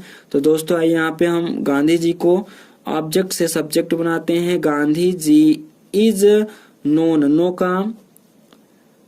नो का थर्ड फॉर्म क्या होगा, नोन होगा। Known to everybody. देखिए यहाँ पे बाई न होकर टू प्रयोग किया गया है। नेक्स्ट एग्जांपल एक्टिव वॉइस में दिया है ही विल ओब्लाइज मी। तो दोस्तों यहाँ पे ओब्लाइज के साथ मैंने बताया कि बाई के स्थान पे टू का प्रयोग किया जाएगा। तो मी को हम सब्जेक्ट बना लेंगे तो आई हो जाएगा। आई के साथ शैल बी का प्रयोग किया जाएगा, ठीक है। फ्यूचर इंडेफिनिट टेंस की एक्टिव वॉइस है और फ्यूचर इंडेफिनिट टेंस की पैसिव वॉइस की हेल्पिंग वर्ब क्या होती है, विल बी और शैल बी होती है। तो आई के साथ क्या लगेगा, I shall be obliged to him. तो इस तरह से दोस्तों इन दोनों का पैसिव वॉइस बन गया। इसको आप लोग एकदम अच्छी तरह से नोट कर लीजिए। अगर कॉपी पेन में नहीं लिए तो कॉपी पेन लेकर नोट कर लीजिए, ठीक है, क्योंकि ये अक्सर एग्जाम में पूछा जाता है। ये नेक्स्ट रूल बताते हैं आपको हम। रूल नंबर 9, यदि हु आए तो। देखिए यदि आपके सेंटेंस में हु आए तो उसके लिए फार्मूला क्या होता है। देखिए हु आए तो जब पैसिव वॉइस बनाते हैं तो यहाँ पे हु की जगह पे बाय होम करके और यहाँ पे helping verb is am are का प्रयोग किया जाता है। उसके बाद सब्जेक्ट का प्रयोग किया जाता है एम बी का थर्ड फॉर्म, ठीक है। आइए एक एग्जाम्पल बताते हैं। जैसे who teaches you, who teaches you. तो यहाँ पे देखिए हु की जगह हम बाय होम कर देंगे। उसके बाद दोस्तों यू यानी सब्जेक्ट के अनुसार पे यहाँ हेल्पिंग वर्ब लगेगी। तो यू हमारा क्या है, प्लूरल सब्जेक्ट है, बहुवचन का करता है। तो यू के पहले क्या लग जाएगा, आर, ठीक है। उसके बाद सब्जेक्ट लिखा जाएगा, यहाँ देख रहे हैं आप लोग सूत्र में है, फार्मूले में। उसके बाद एमबी का थर्ड फॉर्म यानी टीज का थर्ड फॉर्म क्या हो जाएगा, टाट। इस तरह से इसका एक्टिव वॉइस से पैसिव वॉइस बन गया। आइए नेक्स्ट बताते हैं रूल नंबर 9 का बी, ठीक है। इसमें यदि हुम आए तो, यदि क्या आए, हुम आए तो फार्मूला क्या होता है। देखिए यदि हुम आता है सेंटेंस में यानी एक्टिव वॉइस में हुम दिया रहेगा तो यहाँ आपको हुम की जगह पे हु कर देना है, ठीक है। उसके बाद इज, उसके बाद मेन वर्ब का third form plus by plus object. आइए मैं इसका एग्जाम्पल बताता हूँ। तो दोस्तों इसका एग्जाम्पल है हुम do they call. whom do they call। तो दोस्तों यहाँ पे मैंने बताया कि whom आए तो whom के स्थान पर एक्टिव से पैसिव वॉइस बनाते समय who हो जाता है, और यहाँ पे हेल्पिंग वर्ब किसका प्रयोग किया जाता है, इज का मुख्य क्रिया का थर्ड फॉर्म यानी काल को कॉल्ड कर देंगे। उसके बाद यहाँ पे बाई और उसके बाद दे का ऑब्जेक्टिव केस क्या हो जाएगा, देम हो जाएगा। इस तरह से ये दोस्तों whom का रूल हो गया। आइए नेक्स्ट बताते हैं रूल नंबर 9 का सी। यदि व्हाट आए तो दोस्तों, हालांकि व्हाट वाला मैंने आपको बता दिया था WH फैमिली के साथ भी, लेकिन ये भी देख लीजिए। यदि व्हाट आए तो फार्मूला क्या होता है, व्हाट प्लस इज एमबी का third form plus by plus object. तो दोस्तों आप सभी लोग इसको अच्छे से लिख लीजिए। अगर आप लोग अभी तक कॉपी पेन नहीं लिए हैं तो कॉपी पेन लेकर रूल नंबर 8 और रूल नंबर 9 का ABC तीनों रूल लिख लीजिए, ताकि आपको एग्जाम में पूछा जाए तो आप लोग आसानी से कर सके। तो आइए बताते हैं रूल नंबर 9 का सी। दोस्तों इसमें है यदि व्हाट आए तो फार्मूला क्या होता है, व्हाट आएगा तो व्हाट प्लस इज एमबी का third form plus by plus object लिखा जाता है। तो एग्जाम्पल है हमारा what does he it, what does he it. यहाँ देखिए इट जो है हमारी मुख्य क्रिया है, और यहाँ पे व्हाट क्या है, WH फैमिली है, ठीक है। यहाँ पे प्रश्न सूचक शब्द है, और डज क्या है, हेल्पिंग वर्ब है। डज किस टेंस की हेल्पिंग वर्ब होती है, प्रेजेंट इंडेफिनिट टेंस की। और मैंने आपको बताया प्रेजेंट इंडेफिनिट टेंस की पैसिव वॉइस की हेल्पिंग वर्ब होती है इज, एम, आर। तो यहाँ पे दोस्तों ही के साथ क्या प्रयोग किया जाएगा, सिंगुलर सब्जेक्ट प्रयोग किया जाएगा, यानी इज का प्रयोग किया जाएगा। तो व्हाट इज, और यहाँ पे मुख्य क्रिया को हम लिखेंगे, देखिए फार्मूले के हिसाब से। तो फार्मूला क्या कह रहा है, मेन वर्ब का थर्ड फॉर्म, तो इट का फर्स्ट फॉर्म होता है इट, और सेकेंड फॉर्म होता है एट, थर्ड फॉर्म होता है ईटेन। तो यहाँ पे हमने ईटेन लिख देंगे। उसके बाद बाई, उसके बाद हमारा सब्जेक्ट जो है ही, ये ऑब्जेक्ट में क्या हो जाएगा। देखिए दोस्तों रूल नंबर 10 में क्या होता है, रूल नंबर 10 है कुछ वर्ब्स के पश्चात पैसिव वॉइस में बाई के स्थान पर अन्य प्रीपोजिशन का प्रयोग होता है। तो आइए रूल नंबर 10 का ए देखते हैं। यहाँ पे कुछ क्रियाएं दी गई हैं, आप लोग इसको नोट कर लीजिए। अगर आप लोग कॉपी पेन नहीं लिए हैं तो कॉपी पेन जरूर ले लें ताकि इसको नोट कर सकें। Surprised, astonished, disappointed, distressed, displaced and alarmed के पश्चात पैसिव वॉइस में एट का प्रयोग होता है।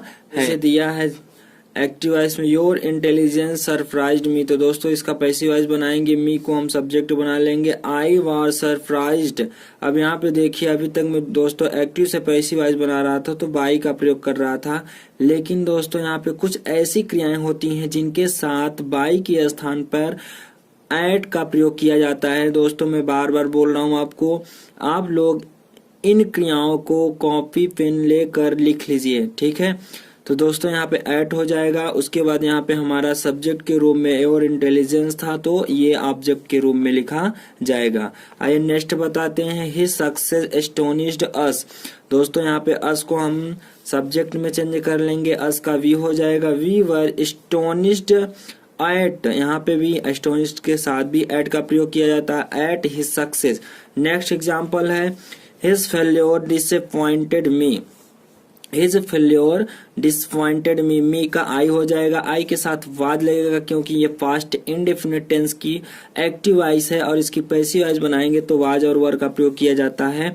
तो यहाँ पे मी हमारा जो है ऑब्जेक्ट है, तो ये मी जब सब्जेक्ट बन जाएगा तो क्या हो जाएगा, आई हो जाएगा, और आई के साथ वाज का प्रयोग किया जाता है। I was disappointed at his failure, ठीक है। नेक्स्ट एग्जाम्पल देखिए his rude behaviour displeased the teachers. दोस्तों आइए मैं आपको बताता हूँ, his rude behaviour displeased, displeased के साथ भी एट का प्रयोग किया जाता है, और यहाँ पे ऑब्जेक्ट हमारा द टीचर्स है तो यहाँ हम सब्जेक्ट बना लेंगे इसको।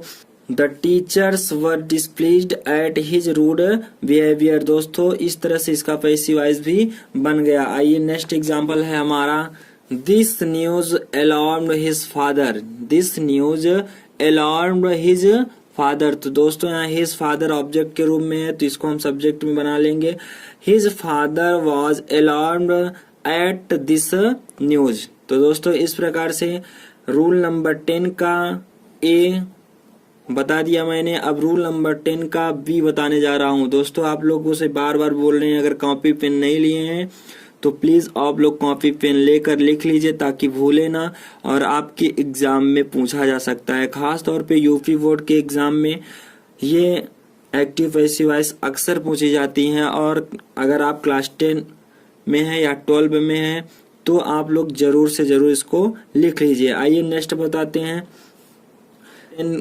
का भी है please, satisfied, disgusted, charmed, throned, lined आदि क्रियाओं के पश्चात पैसिव वॉइस में विथ का प्रयोग होता है। यानी दोस्तों एक्टिव वॉइस से पैसिव वॉइस बनाते समय अभी तक मैंने बताया था प्रीपोजिशन बाय का यूज करते हैं, उसके बाद मैंने बताया एट का करते हैं, और मैंने आपको बताया टू का करते हैं। लेकिन दोस्तों यहाँ पे मैं बता दूं कुछ ऐसी क्रियाएं होती हैं जिनके साथ ना तो बाई लगता है, ना एट लगता है, ना तो टू लगता है। यहाँ पे क्या लगता है, विथ लगता है। तो आइए दोस्तों मैं आपको बता देता हूँ वो ऐसी कौन सी क्रियाएं हैं जिनके साथ प्रीपोजिशन विथ लगता है। तो आप दोस्तों मैं एग्जाम्पल के साथ बताता हूँ।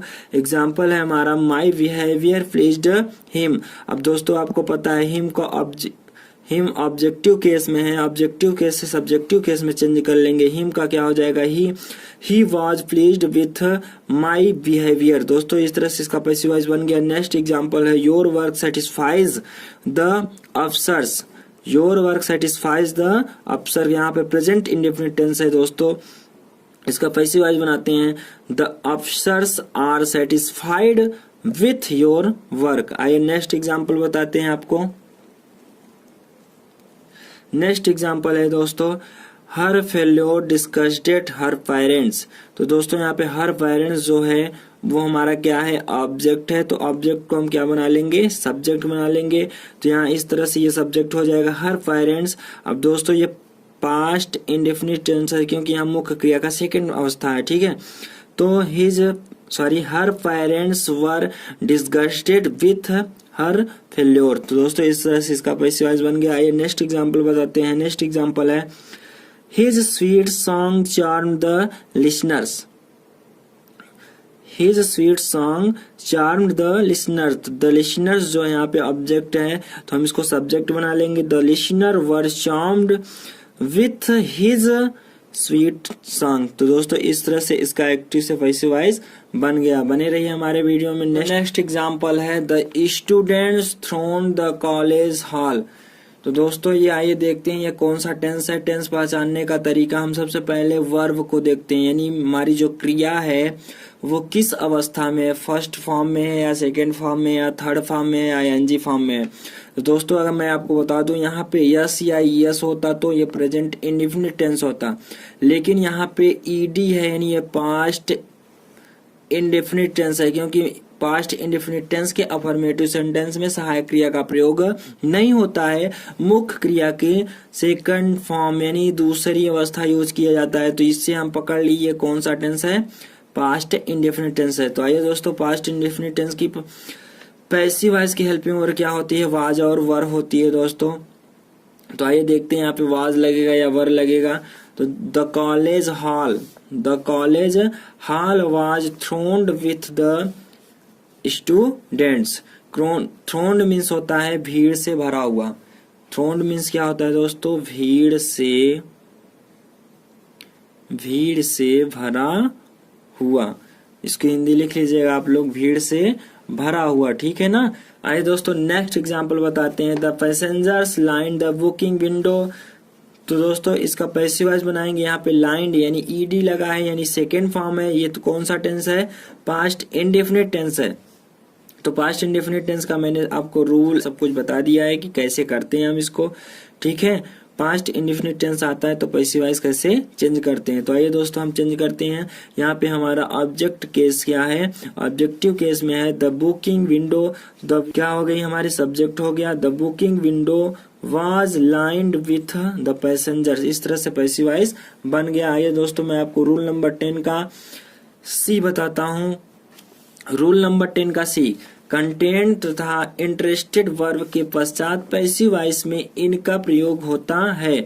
दोस्तों मैं आपको बता दूं कंटेंड तथा इंटरेस्टेड दो ऐसी क्रियाएं हैं जिनमें ना प्रीपोजिशन विद का प्रयोग किया जाता है, ना टू का प्रयोग किया जाता है, ना ही बाई का प्रयोग किया जाता है, ना एट का प्रयोग किया जाता है, सीधा सीधा प्रीपोजिशन इन का प्रयोग किया जाता है। इसको आप लोग कॉपी में नोट कर लीजिए, ठीक है, इसको भूलना नहीं है, ये बहुत इंपॉर्टेंट क्रियाएं होती हैं।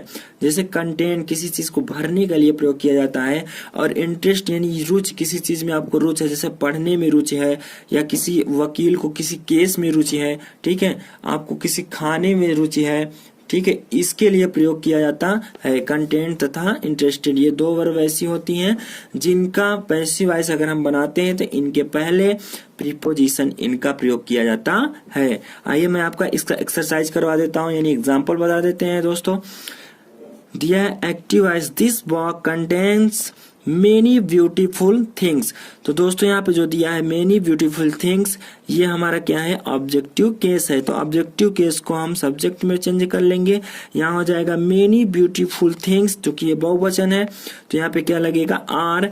अब कंटेन का थर्ड फॉर्म हो जाएगा कंटेन्ड इन दिस बॉक्स। तो दोस्तों इस तरह से इसका एक्टिव से पैसिव वॉइस बन गया, many beautiful things are contained in this box.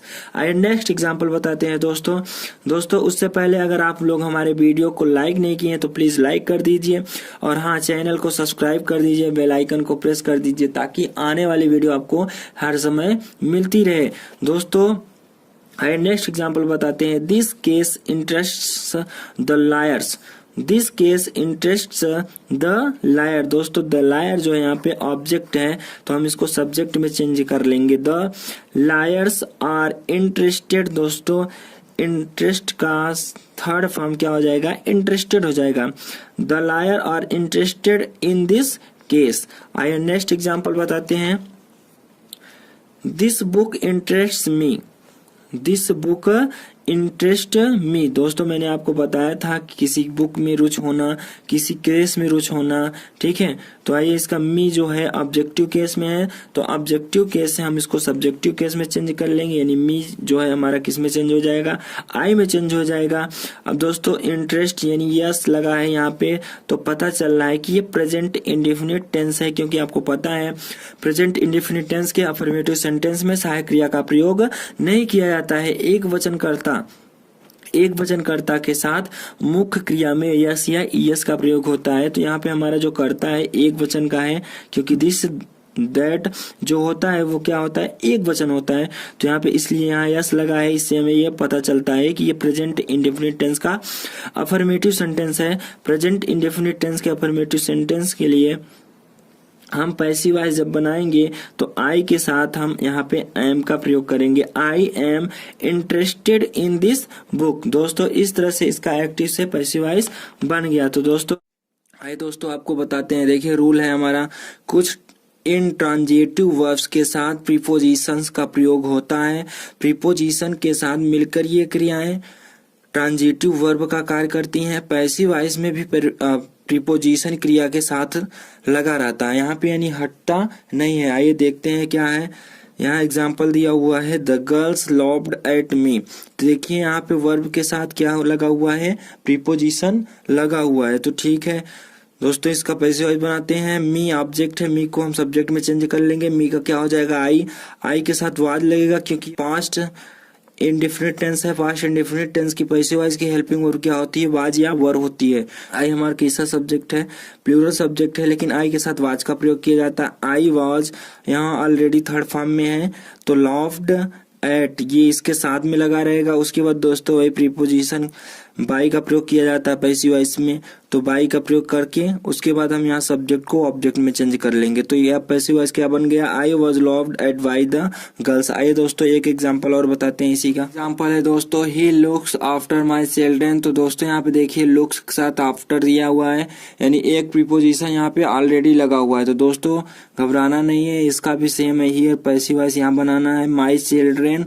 उसके बाद देखिए यहाँ यस या ईएस का प्रयोग किया गया है। तो ये कौन सा टेंस है, प्रेजेंट इंडेफिनिट टेंस है। तो प्रेजेंट इंडेफिनिट टेंस की पैसिव वॉइस की हेल्पिंग वर्ब इज एमआर होती है। तो दोस्तों यहाँ पे माई चिल्ड्रेन यानी बहुवचन है, तो माई चिल्ड्रेन के साथ आर का प्रयोग हो जाएगा। लुक का थर्ड फॉर्म लुक्ड हो जाएगा। उसके बाद आफ्टर इसके साथ लगा रहेगा। और यहाँ पे वाई लगाकर ही का हिम लिख देंगे। तो इस तरह से पैसिव वॉइस बन गया इसका, my children are looked after by him. आइए दोस्तों आपको नेक्स्ट रूल बताते हैं। रूल है कभी कभी पैसिव वॉइस में कार्य करने वाले डोयर का प्रयोग नहीं होता क्योंकि वह महत्वपूर्ण नहीं होता है। देखिए दोस्तों आपको बताते हैं कि कुछ ऐसे वर्ड्स होते हैं जिनका कुछ पैसिव वॉइस में प्रयोग नहीं किया जाता है। वे क्या होते हैं, जैसे समवन हो गया, समबडी हो गया, ठीक है। तो दोस्तों इसका पैसिव वॉइस देखिए कैसे बनाते हैं। यहाँ पे आपको कुछ नहीं करना है, ऑब्जेक्ट को सब्जेक्ट बना लेना है। My pen has been stolen, यहाँ समवन को नहीं लिखा जाता है। आइए नेक्स्ट एग्जाम्पल बताते हैं। देखिए दोस्तों दिया रहेगा people speak English all over the world. तो दोस्तों आपको पैसिव वॉइस कैसे बनाना है, यहाँ हमारा ऑब्जेक्ट क्या है, इंग्लिश है, तो इंग्लिश को हम सब्जेक्ट बना लेंगे। English is spoken all over the world. यहाँ दोस्तों आपको पीपुल लिखने की जरूरत नहीं है क्योंकि पीपुल ही तो इंग्लिश बोलते हैं, जाहिर सी बात है, ठीक है। यहाँ जानवर तो इंग्लिश बोलते ही नहीं है। तो आइए नेक्स्ट एग्जांपल आपको बताते हैं। somebody told us to wait outside। तो दोस्तों यहाँ पे अस जो है हमारा क्या है, ऑब्जेक्ट है। ऑब्जेक्ट को हम सब्जेक्ट बना लेंगे, वी हो जाएगा, वी के साथ वर का प्रयोग किया जाएगा क्योंकि ये पास्ट इंडेफिनिट टेंस है। We were waited to outside, ठीक है, क्या हो जाएगा, we were waited to outside. तो दोस्तों आशा करता हूँ इतना समझ में आ गया होगा। दोस्तों हमारे वीडियो को लाइक कर दीजिए आप लोग। अगर आप लोग चैनल को सब्सक्राइब नहीं किए हैं और वीडियो देख रहे हैं तो प्लीज आप लोगों से हम्बल रिक्वेस्ट है कि चैनल को लाइक करके बेल आइकन को जरूर प्रेस करें ताकि आने वाली वीडियो आपको समय से मिलती रहे। दोस्तों हमारा नेक्स्ट रूल है कुछ स्पेशल प्रकार के वाक्यों के वॉइस में परिवर्तन। दोस्तों कुछ स्पेशल प्रकार के वाक्यों की वॉइस कैसे बनती है ये मैं आपको बताता हूँ। रूल है हमारा, यदि एक्टिव वॉइस के वाक्यों में वर्ब का ऑब्जेक्ट यानी क्रिया का जो ऑब्जेक्ट होगा एक शब्द या फ्रेज न होकर एक क्लास होता है, ठीक है। तो पैसिव वॉइस में वर्ब के सब्जेक्ट के लिए इट का प्रयोग होता है। एग्जाम्पल है हमारा they say that the king is coming. तो दोस्तों इसका पैसिव वॉइस कैसे बनाया जाता है, दे को हम इट में चेंज कर लेते हैं और यहाँ पर से दिया हुआ है तो से को हम किस में चेंज कर लेंगे, पास्ट पार्टिसिपल में चेंज कर लेंगे। उसके बाद दैट को ज्यों का त्यों लिख देंगे, उसके बाद इस पार्ट को जैसे के तैसा लिख देते हैं, पैसिव वॉइस बन जाती है। दोस्तों यहाँ पे सिर्फ इतनी चेंजिंग करना है, यहाँ पे it is said that the king is coming, इस तरह से इसका पैसिव वॉइस बन गया। ये नेक्स्ट एग्जांपल बताते हैं। एक एग्जांपल और देख लीजिए, जैसे दिया है they say that famine has spread everywhere. तो दोस्तों इसका भी सेम हीयर यहाँ बनाना है, उसी प्रकार से दे इट हो जाएगा, यहाँ पे इट इज से का क्या हो जाएगा, सैड हो जाएगा। उसके बाद दैट को यहाँ लिख के उसके बाद सेंटेंस को पूरा लिख देते हैं, फेमिन हैज स्प्रेड एवरीवेयर। इस तरह से इसका पैसिव वॉइस बन जाएगा। तो दोस्तों इस प्रकार के अगर सेंटेंस यानी इस प्रकार के एक्टिव से पैसिव वॉइस बनाने के लिए आएंगे तो आप लोग इस रूल को नोट कर लीजिए आप लोग, ठीक है, ताकि भूले ना। आइए नेक्स्ट रूल बताते हैं आपको। नेक्स्ट रूल है हमारा, कुछ वाक्यों की बनावट एक्टिव वॉइस में is, am, are, was, were plus to plus verb क्रम में होती है। ऐसे वाक्यों के पैसिव वॉइस इस प्रकार से बनाते हैं। दोस्तों देखिए आपको एक्टिव वॉइस में दिया रहेगा is, am, are, was, were. तो इसको आपको कैसे पैसिव वॉइस में चेंज करना है। दोस्तों पैसिव वॉइस में चेंज करने के लिए आपके सामने फार्मूला लिखे हैं हम यहाँ पे। ऑब्जेक्ट को सब्जेक्ट में चेंज कर लेंगे, सब्जेक्ट हो जाएगा यहाँ पे। उसके बाद यहाँ पे इज, एम, आर, वाज, वर कोई एक हेल्पिंग वर्ब रहेगी तो हेल्पिंग वर्ब लिख देना है। हेल्पिंग वर्ब लिखने के बाद यहाँ टू लिखने के बाद वी लिखना है, वी लिखने के बाद एमबी का थर्ड फॉर्म लिखना है आपको। किस आइए दोस्तों एग्जांपल बताते हैं। एग्जांपल है I was to help him. तो दोस्तों यहाँ पे देख रहे हैं वाज के साथ टू लगा हुआ है। तो दोस्तों आपको ज्यादा कुछ नहीं करना है, पैसिव वॉइस बनाना है। हिम को हम यानी ऑब्जेक्ट को सब्जेक्ट में चेंज कर लेंगे, हिम का ही हो जाएगा। उसके बाद वाज को ज्यों का त्यों लिख देंगे, टू को भी ज्यों का त्यों लिख देंगे। सिर्फ इसमें आपको लगाना है वी, यानी ये वी लिख देंगे, वाज टू या वर टू या इज, एम, आर टू के बाद क्या लग जाएगा, यहाँ पे वी लग जाएगा। उसके बाद मुख्य क्रिया का थर्ड फॉर्म हो जाएगी। उसके बाद यहाँ पे ऑब्जेक्ट से पहले बाई का प्रयोग किया ही जाता है, आई का ऑब्जेक्टिव केस क्या हो जाएगा, मी हो जाएगा। इस प्रकार से आपका पैसिव वॉइस बन गया, he was to be helped by me. तो दोस्तों आशा करता हूँ आपको समझ में आ गया हो। कॉपी पेन नहीं लिए हैं तो प्लीज कॉपी पेन जरूर ले लें और रूल को लिखते जाएं, ठीक है। आइए नेक्स्ट रूल है हमारा, जिन वाक्यों की एक्टिव वॉइस में बनावट हैज, हैव, हैड, टू यानी यहाँ पे has to, have to, had to आए तो वर्ब के क्रम में होती हैं, उनका पैसिव वॉइस निम्न प्रकार से बनाते हैं। देखिए दोस्तों, अगर हैव टू हैज टू आता है तो आपको क्या करना है, यहाँ पे देखिए हैव टू ऑलरेडी यहाँ पे लगा हुआ है, तो आपको करना क्या है, यहाँ मीना ऑब्जेक्ट है, ऑब्जेक्ट को सब्जेक्ट बना लेंगे, मीना हैज टू। जैसे दोस्तों is am are was were के बाद यहाँ टू वी लग जाता था, इसी प्रकार से हैज हैव हैड में भी यहाँ पे टू के बाद वी का यूज किया जाता है। यहाँ पे वी लगा देंगे, वी लगाने के बाद दोस्तों यहाँ पे हेल्प का थर्ड फॉर्म हेल्प हो जाएगा, हेल्प्ड बाई, अब वी का ऑब्जेक्टिव क्या हो जाएगा, अस हो जाएगा। तो इस प्रकार से इसका पैसिव वॉइस बन गया। ठीक है, आइए नेक्स्ट एग्जाम्पल बता देते हैं। एक एग्जाम्पल और देख लीजिए, हैड टू टॉट इंग्लिश। दोस्तों यहाँ पे टॉट होगा, यहाँ मैंने टीच लिख दिया था, ठीक है ना। He had to taught English, तो दोस्तों यहाँ पे इंग्लिश ऑब्जेक्ट है, ऑब्जेक्ट को सब्जेक्ट बना लेंगे। उसके बाद हैड टू, मैंने बताया आपको हैड टू के बाद किसका प्रयोग किया जाएगा, बी का प्रयोग किया जाएगा, तो यहाँ पे हम बी लगा देंगे। उसके बाद यहाँ पे टॉट ऑलरेडी थर्ड फॉर्म में है क्योंकि ये पास्ट परफेक्ट टेंस है, तो दोस्तों यहाँ पे टॉट को लिख देंगे। उसके बाद बाई, ही का ऑब्जेक्टिव केस क्या होगा, हिम होगा। इस तरह से इसका पैसिव वॉइस बन गया, English had to be taught by him. आइए दोस्तों नेक्स्ट रूल बताते हैं आपको। रूल 3 तक समझ में आ गया तो वीडियो को जरूर लाइक कर दें और चैनल को सब्सक्राइब कर दें। आइए दोस्तों नेक्स्ट रूल बताते हैं, रूल नंबर 4। जिन वाक्यों की एक्टिव वॉइस में बनावट can, could, may, might, will, shall, must, should, would verb के क्रम में होती है, उनका पैसिव वॉइस निम्नलिखित प्रकार होता है। दोस्तों आइए देखिए, कुछ वाक्यों में आपको can, could, may, might, will, shall, must, should, would आदि हेल्पिंग वर्ब मिलती हैं। तो दोस्तों इसका पैसिव वॉइस कैसे बनाते हैं, यहाँ पे देखिए मैंने फार्मूला लिखा है दोस्तों एक्टिव वॉइस का। एक्टिव वॉइस में आपको दिया रहेगा सेंटेंस, यहाँ सब्जेक्ट रहेगा, यहाँ हेल्पिंग वर्ब रहेगी, इनमें से कोई एक। उसके बाद यहाँ पे टेंस के हिसाब से यहाँ पे क्या रहेगा, मुख्य क्रिया की अवस्था रहेगी फॉर्म, ठीक है। उसके बाद ऑब्जेक्ट रहेगा। तो दोस्तों पैसिव वॉइस इसका कैसे बना, फार्मूला आप लोग नोट कर लीजिएगा दोस्तों। यहाँ ऑब्जेक्ट को हम सब्जेक्ट में चेंज कर लेंगे।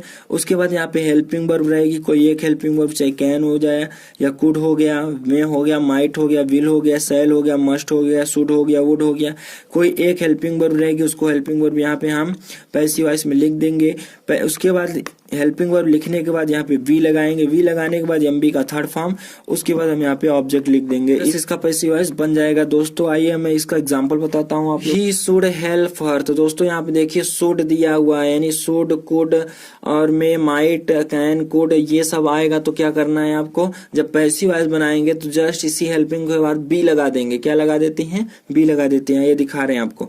जैसे हर है, हर को हम ऑब्जेक्ट में बना ऑब्जेक्टिव केस में लिखेंगे तो क्या हो जाएगा, सी हो जाएगा, सी शुड। उसके बाद क्या लगा देंगे, वी लगा दिया, ठीक है। यहाँ पे हमने बी लगा दिया। उसके बाद आपको क्या करना है, यहाँ हेल्प जो है फर्स्ट फॉर्म में या थर्ड फॉर्म में चेंज कर लेंगे, हेल्प हो जाएगा। उसके बाद बाई, ही का ऑब्जेक्टिव केस क्या हो जाएगा, हिम हो जाएगा। तो इस तरह से पैसिव वॉइस बन गया इसका। ही शुड हेल्प हर का पैसिव वॉइस बनेगा, she should be helped by him. आइए नेक्स्ट एग्जाम्पल बता देते हैं आपको। आई कैन हेल्प यू, तो दोस्तों यहाँ पे कैन आ गया। मैंने आपको बताया कि जितने भी रूल्स में हेल्पिंग वर्ब का मैंने जिक्र किया है उसको आप लोग नोट कर लीजिए ताकि भूले ना, ठीक है। तो यहाँ पे भी इसी प्रकार से पैसिव वॉइस बन जाएगी इसकी।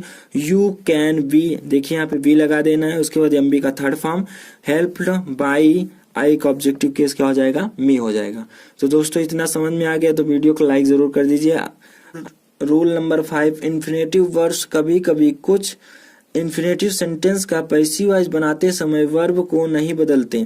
इसमें क्या प्रयोग किया जाता है, टू और बी, उसके बाद पास्ट पार्टिसिपल यानी एमबी का थर्ड फॉर्म का प्रयोग किया जाता है। तो दोस्तों इसके लिए आपको मैं फार्मूला बता देता हूँ, नोट कर लीजिए ताकि आपको आसानी से समझ में आए। अगर दोस्तों यहाँ पे कंडीशन लिखिए इट इज टाइम टू आए, तो इट इज टाइम टू आए, तो दोस्तों आपको क्या करना है, यहाँ पे फार्मूला है इट इज टाइम, उसके बाद यहाँ पे फार लिख देना है। फार लिखने के बाद एक्टिव वॉइस का ऑब्जेक्ट को हम सब्जेक्ट में लिख देंगे। यहाँ पे सब्जेक्ट लिखने के बाद टू, उसके बाद यहाँ पे बी लगा देंगे। बी लगाने के बाद एमबी का थर्ड फॉर्म लिख देते हैं, जैसे it is time to read the newspaper. तो दोस्तों इसका पैसिव वॉइस हम कैसे बनाएंगे, एकदम आसान तरीका है दोस्तों। यहाँ पे इट इज टाइम टू को हम इट इज टाइम फॉर में लिख देते हैं, ठीक है। इट इज टाइम फॉर, यहाँ इट इज टाइम फॉर में लिख देंगे। उसके बाद दोस्तों करना क्या है आपको, देखिए यहाँ हमारा ऑब्जेक्ट है द न्यूज़पेपर, तो सबसे पहले उसी को लिख देंगे द न्यूज़पेपर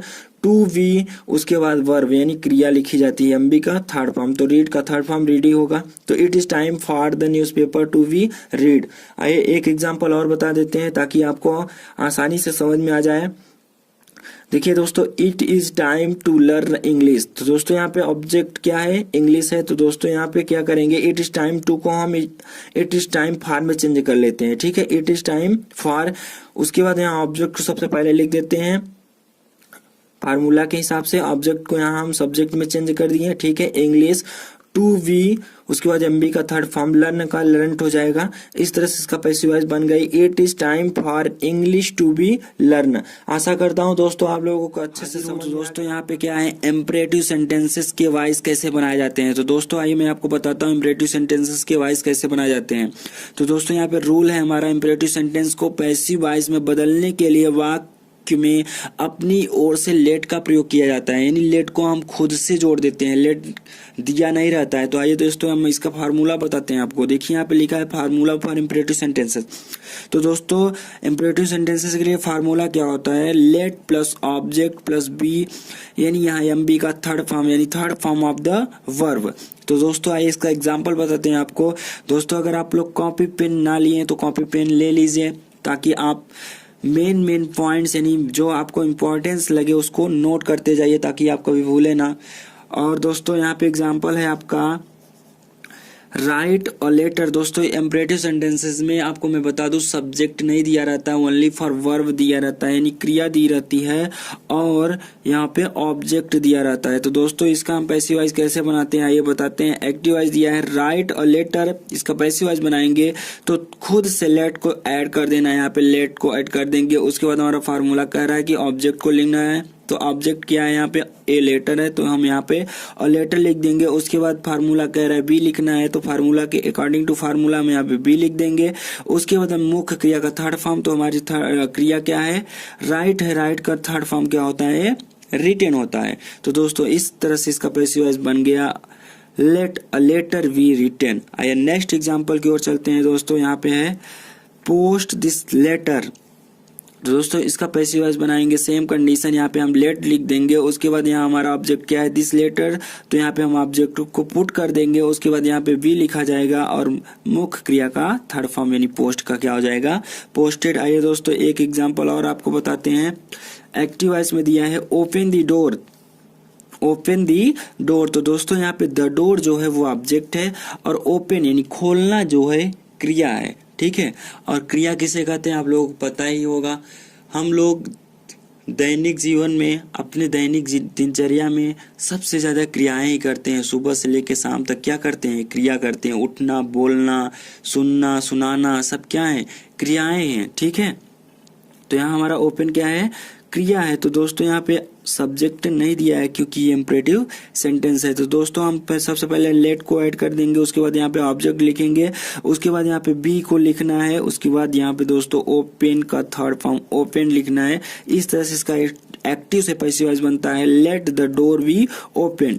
आइए दोस्तों मैं आपको नेक्स्ट रूल की ओर ले चलता हूँ। यहाँ पे है रूल नंबर 2। दोस्तों यहाँ पे आज्ञा सूचक वाक्यों का पैसिव वॉइस परिवर्तन निम्नलिखित क्रम में भी किया जा सकता है। दोस्तों आइए बताते हैं आपको किस क्रम में किया जा सकता है। तो यहाँ पे आपको दिखाई दे रहा होगा कि मैंने यहाँ फार्मूला लिखा है, ये फार्मूला आपको बता दे आज्ञा सूचक वाक्यों के लिए है। तो दोस्तों यहाँ पे सबसे पहले क्या लिखेंगे, ऑब्जेक्ट लिख देते हैं, उसके बाद should plus be plus M B का थर्ड फॉर्म लिखा जाता है।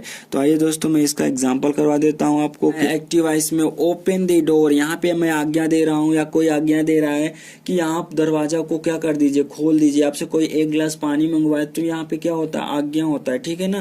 तो ये आज्ञा सूचक वाक्य है ओपन द डोर। तो यहाँ पैसिव वॉइस बनाते समय अभी तक मैंने पैसिव वॉइस बनाया था तो क्या बनाया था, लेट खुद से जोड़ देता था, उसके बाद यहाँ पे ऑब्जेक्ट लिख देता था, ऑब्जेक्ट के बाद बी लिख देता था, उसके बाद एम बी का तीसरी अवस्था यानी थर्ड फॉर्म लिख देता था। तो लेकिन दोस्तों आप इस तरह से भी अगर एक्टिव से पैसिव वॉइस इसका बनाते हैं तो दोस्तों आपको नंबर जरूर मिलेगा, गलत नहीं हो सकता। बट अगर आप इस तरह से बना देते हैं तो सबसे बेटर होगा कि यहाँ पे ओपन द डोर जो इसका रूल होता है, यहाँ पे इसका ये रूल होता है कि जब भी आज्ञा सूचक वाक्य आते हैं तो हम लेट का प्रयोग ना करके शुड बी का प्रयोग करते हैं। तो दोस्तों यहाँ पे सबसे पहले ऑब्जेक्ट को ले लेते हैं, उसके बाद यहाँ पे शुड बी लिखते हैं, उसके बाद एम बी का थर्ड फॉर्म यानी लास्ट में किसको रख देते हैं, एम बी का थर्ड फॉर्म। इस तरह से दोस्तों हमारा पैसिव वॉइस क्या बनता है, the door should be open. तो दोस्तों आपको जो सरल लगे वो तरीका अपना लीजिए, चाहे ये या ये। दोस्तों मैं आपको बता दूं एग्जाम पीरियड में आप अगर दोनों में से कोई एक को करते हैं तो नंबर जरूर। नेक्स्ट रूल की ओर ले चलता हूं, रूल नंबर 3। अगर प्रार्थना सूचक वाक्यों में प्लीज आए तो पैसिव वॉइस बनाते समय यू आर रिक्वेस्टेड टू का प्रयोग होता है। तो हम कैसे समझेंगे कि इस सेंटेंस में प्रार्थना किया जा रहा है। दोस्तों कॉमन सेंस होना चाहिए। सबसे पहले अगर कोई आपसे प्रार्थना करता है तो बार बार प्लीज शब्द का यूज किया करता है, तो इसमें प्लीज जो है क्या है, प्रार्थना है यानी रिक्वेस्ट कर रहा है। इसे दूसरी भाषा हम क्या कर सकते हैं, निवेदन कर रहा है। तो दोस्तों यहाँ पे जब प्लीज आता है एक्टिव वॉइस में, तो पैसिव वॉइस जब हम बनाते हैं तो प्लीज को हटा कर पैसिव वॉइस में यू आर रिक्वेस्टेड टू लिख देते हैं। उसके बाद जो हमारा ऑब्जेक्ट रहता है उसको ज्यों का त्यों लिख देते हैं। आइए दोस्तों मैं इसका एग्जांपल आपको बताता हूँ, ठीक है, बने रहिए हमारे वीडियो में। ये हमारा एग्जाम्पल है, जैसे हम अगर किसी से प्रार्थना करते हैं यानी अगर किसी से निवेदन करते हैं तो कैसे करते हैं, प्लीज गो टू स्कूल, कृपया यार स्कूल चले जाओ, ऐसे बोलते हैं ना, प्लीज यार पानी लाओ। तो दोस्तों ये क्या हो रहा है, प्रार्थना कर रहे हैं, तो प्रार्थना सूचक वाक्य है। तो दोस्तों इस तरह के एक्टिव से पैसिव वॉइस कैसे बनाते हैं, अगर इस प्रकार से दोस्तों अगर आपके सामने अगर कोई सेंटेंस आता है तो इसका पैसिव वॉइस देखिए कैसे बना देंगे। यहाँ पे दोस्तों आप देख रहे हैं प्लीज दिया है, तो प्लीज को हम जस्ट यहाँ चेंज करेंगे यू आर रिक्वेस्टेड टू में। उसके बाद दोस्तों ज्यों का त्यों सेंटेंस को हम क्या कर देते हैं, लिख देते हैं। देखिए यहाँ पे था प्लीज गो टू स्कूल, तो मैंने प्लीज को यू आर रिक्वेस्टेड टू में चेंज करके उसके बाद गो टू स्कूल को ज्यों का त्यों लिख दिया। दोस्तों कितना आसान है, 1 सेकेंड में आपको समझ में आ जाएगा।